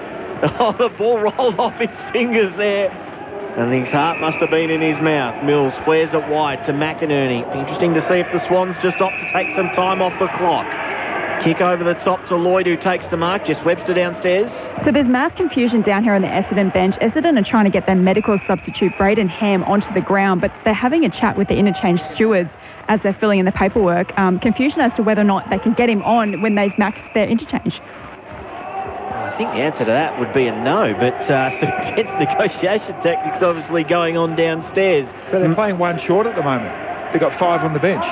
Meanwhile, Franklin takes the mark. That is an almighty stuffer from the interchange steward downstairs, if that's the case. No, they've still got 5 on the bench, but because they start with 5 on the bench, so it's all right. Yeah, that includes. I did have that thought though. Yeah. Franklin's kick is turned over, so the Bombers need to go coast to coast here. Cox takes the mark. He's at left half back. Hugs the boundary line with his kick. It's a good one to Cutler, who takes it a metre inside. Just go. Got to roll the dice now, Bombers. 2.5 minutes to go. Back behind the mark goes Tom Cutler. Kick up the broadcast side wing. Francis coming in from the side. Got blocked. Free kick. Essendon left half forward. Kick and a half from home. Jess Webster downstairs. So it looks like Braden Ham has been activated as the medical sub. He's standing on the interchange gates. I think he's allowed to come on. So this will be their last interchange that they're allowed to make. Late intrigue as Francis rolls around, shanks the kick. That's an absolute shocker off the boot. Miscued off the instep. It wobbled its way to Tom McCartan, who almost sent one out of bounds on the full. Isaac Heaney just got there. It bounced inside the line, and a throw in between the wing and half forward. Jess, sorry, Joel, Jess, on that, are they allowed to bring Dill on, or do they have to bring the medical sub on? Well, I think they would have to bring the medical sub on, but there's still really no confirmation. He's got his playing Guernsey on. He's standing on the interchange gates, but I'm not actually sure if they're allowed to bring him on. So this will be spoken about during the week, no doubt. Mills knocks it away from the contest. Cox there to mop up for the Bombers, though. Hand pass to Merritt, hand pass to Redmond, who is a long kick. He goes inside 50 over the head of Hines, who might have copped a high one. Advantage paid. Smith out the back on the left, has to thread the needle, and he does. The Bombers still alive. That's his second. 7 points in it. The Swans holding on in the dying stages. Well, they're making a interchange here. The Bombers, I don't know how you're allowed to do it. If you've already done your 75, if a play comes off injured, it doesn't matter. You've used your 75, so that's 76. Yeah, I don't know. Or is it 75 interchanges plus? Plus, you can change your injured player and the medical sub because but still, tell you what, if the Swans lose by less than a goal, and Braden kicks the winner, and we'll be talking about ARC in that review. Late drama here at the MCG. Still a minute and a half to go. Plenty of time. The Bombers are hanging in there. 7 points, and the Bombers have kicked the last 2 of the game. We're back in the middle with Hickey, hands on his knees, hunched over. Draper ready to run into him. Hickey controls it down to Parker. Mills goes up and down the mine shaft in the middle of the ground. It'll sit on the head of Cox. Heaney was right there with him. Parker goes and gets it. Free kick, Swans. Over the top came Cox. Free kick to Parker, who flares it wide for Florence, centre of the members' wing. Sydney by 7 points, wanting to close in on the top 4. Essendon after a spot in the 8 with a victory as Florence chips short to Mills. Mills has got it right on halfway. Every Essendon man has to get a player. Yeah, can't give up a short. Mills. Long to right half forward. Hickey and Franklin get separation on that occasion from Stewart. And he'll hold things up. For the last 5 minutes when Laverde's not on. And he's going to go backwards, Franklin. Everyone had drifted forward, including a number of Bombers, midfielders and forwards. So he goes backwards to Mills, and the same kick. This is an action replay of what just happened. Franklin didn't contest that one, though. Snelling robes it front and centre. Hand pass to Cutler, who goes the banana, and it's going to be good because it lands in the lap of Wright, who had a fumble at the most important moment. Dropped the chest mark. Kennedy, quick kick, marked by Heaney, right half forward. Dropped the chest mark and lost the game. Heaney's 2 kicks from home for Sydney. Looks up. He chips to half forward. And the Swans record a stirring win in a scorching second half at the MCG. 13 second half goals for Sydney. They edge closer to the top 4. They win by 7.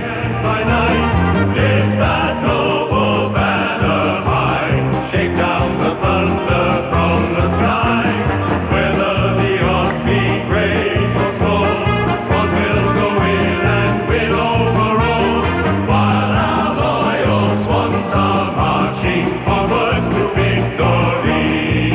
It was hard going early at the MCG. 8 points the margin at quarter time, 12 at the half. The teams had combined for 10 goals to that stage. Sydney kicked 7 in the third quarter, including 3 off the boot of Tom Baffley, to race in front by 2 points at three-quarter time.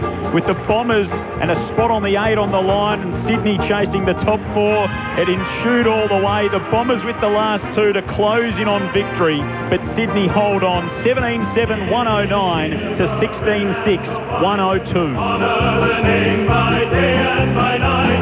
Lift that noble banner high. Shake down the thunder from the sky. Whether the odds be great or small, one will go in and win over all. While our loyal swans are marching onwards to victory. So Sydney with the crucial 4 points, 7-point winners over Essendon here at the MCG. 17-7, 109 to the Bombers, 16-6, 102. That final quarter running 33 minutes and 55 seconds. And there was goals aplenty in the second half. Nathan Burke, Adam Tomlinson, wrap that one up for us. Oh, well, it was a great game. We said before the game it was going to be an absolute belter to watch, because you've got one team trying to get into the 8 and another team that's just trying to hold on. Well, not hold on, but cement their spot in the 8. And the Swans have got a really good run coming home, but they were behind the 8 ball at half-time, and I reckon Horse Longmire would have had contested possession or hunt or some version of what they speak about written on the whiteboard at half-time, because they lifted the intensity and it became a little bit of a shootout. But no, they were terrific to fight back, but I thought Essendon at the same time were very good to play the way they did and take it right to the end. Yeah, well done to both teams. Really entertaining and interesting game of football. 102 points to 109. We haven't seen a lot of that of late. So beautiful conditions here at the MCG. Not a breath of wind. Unfortunately, no fans in here to see it. They would have been going nuts. Both sets of supporters today. The worry for me is that Essendon gave up 120 marks to the Swans, as we said. Swans averaged 90. They took 120, and it's really tiring. It becomes really tiring as a defender, where you're just running to a player, stand on the mark, run to a player, stand on the mark, run to a player, stand on the mark, and it just saps the energy from you. And last week we saw the Giants, they said after the game, we actually wanted to do that. We wanted to sap Essendon's energy by keeping the ball off them. Mentally deflating as an opposition, and like especially if you're a defender and you see up the field marks like if chipping the ball around, it becomes really frustrating and cause a lot of angst within the team. But you're right, Berkey. So do you think that was part of their plan, to tie Essendon in that regard? Well, it's worked against Essendon the last 2 weeks. North Melbourne did it and it worked. Giants did it and it worked. John Longmire is smart. When you average 90 and you have 120, that just doesn't happen by accident. That's a team going out there going, you know what, let's keep the ball out of their hands, because the Bombers can score quickly. 16 goals, 6 the Bombers kick. So the more that we have it, the less chance that they've actually got to score pretty well. So let's just make them chase. Let's tire them out.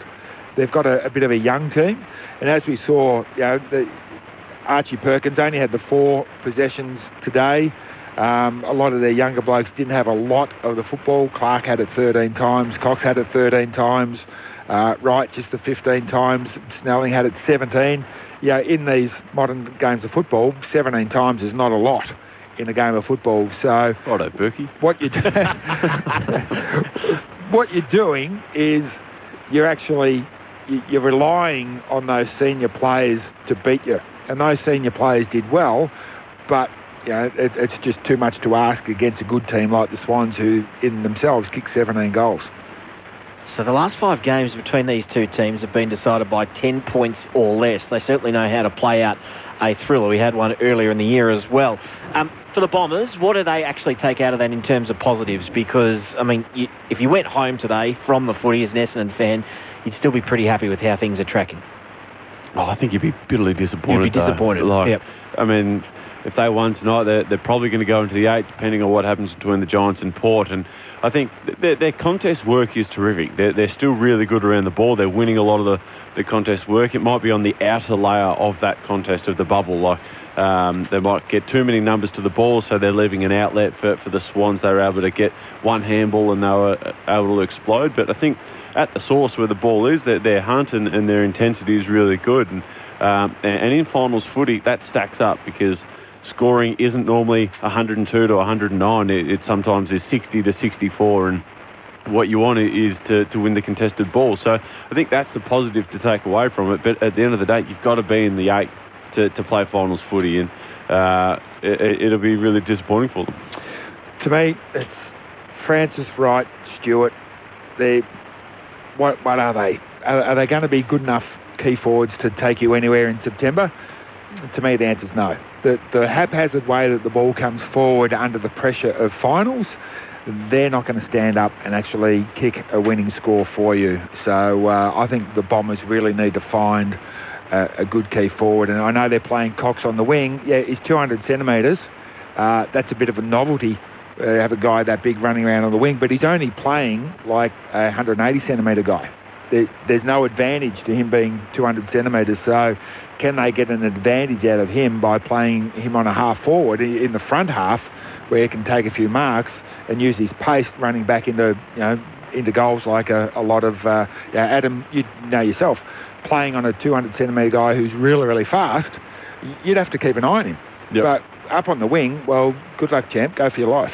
Well, I think because there's the long joke when wingers at the start of the game, they say, how you going? They shake hands, and then they shake hands again at the end of the day because they don't necessarily play on each other. But if you've got a 200 centimetre bloke who can really put the Jets on like Cox can and go up forward, he's one of the blokes that can be taking the ball back towards goal, like back with the flight, or because you've got to really keep an eye on them because they can move so quick, and he does have the extra sort of 3 inches on the defender and get that mismatch. So you're right, Berkey. We'll try and get some reaction from the Sydney rooms and catch up with a player. Let's head down now, though, for the song after the Swans, winners by 7 points.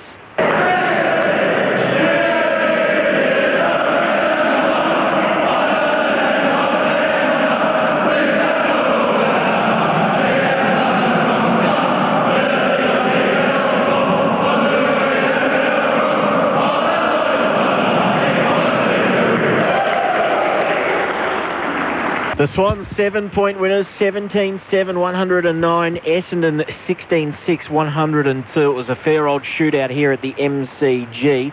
Now, just in case we do get access to one of the Swans, I don't know which way they're headed at the moment. They probably don't know where they're going either post-match. Yeah, exactly. They could be off anywhere the way things are at the moment.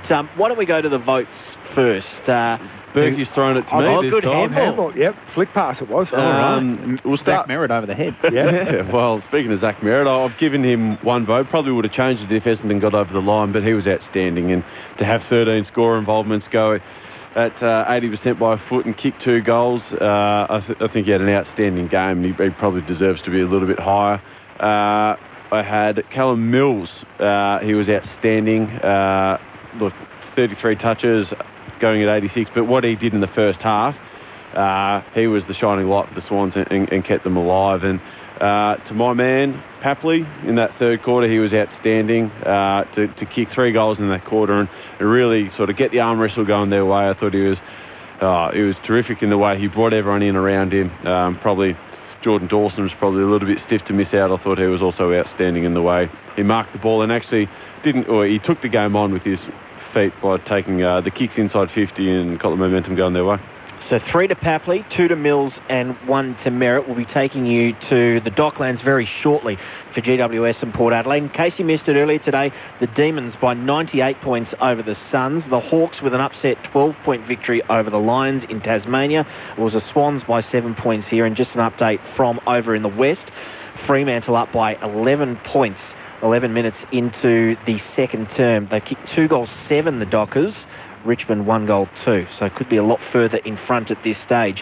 Just in terms of the ramifications for the ladder as well, Essendon's percentage goes from 103.4 to 102.7. So that doesn't really take any hit at all. And Sydney actually lose a bit of percentage too, 118.8 down to 118. But more importantly, the 4 points in the bank. Now, if Port Adelaide have a significant loss tonight, Sydney could jump above them and be inside the top 4, so that'll give them a great deal of confidence. Sydney's run home, mate, is very tasty as well. So they've got St Kilda next week, then they've got North Melbourne, and then they've got the Gold Coast. So that's a pretty juicy run home for the Swans, who already sit on the precipice of that top 4, depending on the results tonight. They may not find themselves in it, but they could be level points with it. And then those games to come, which they would all think are very winnable for a side of their quality, especially playing the way that they are at the moment, having won 5 in a row. And Essendon have got the Bulldogs next week at the Docklands. When that will be played, we'll wait and see, with a few fixture changes to come, you would think.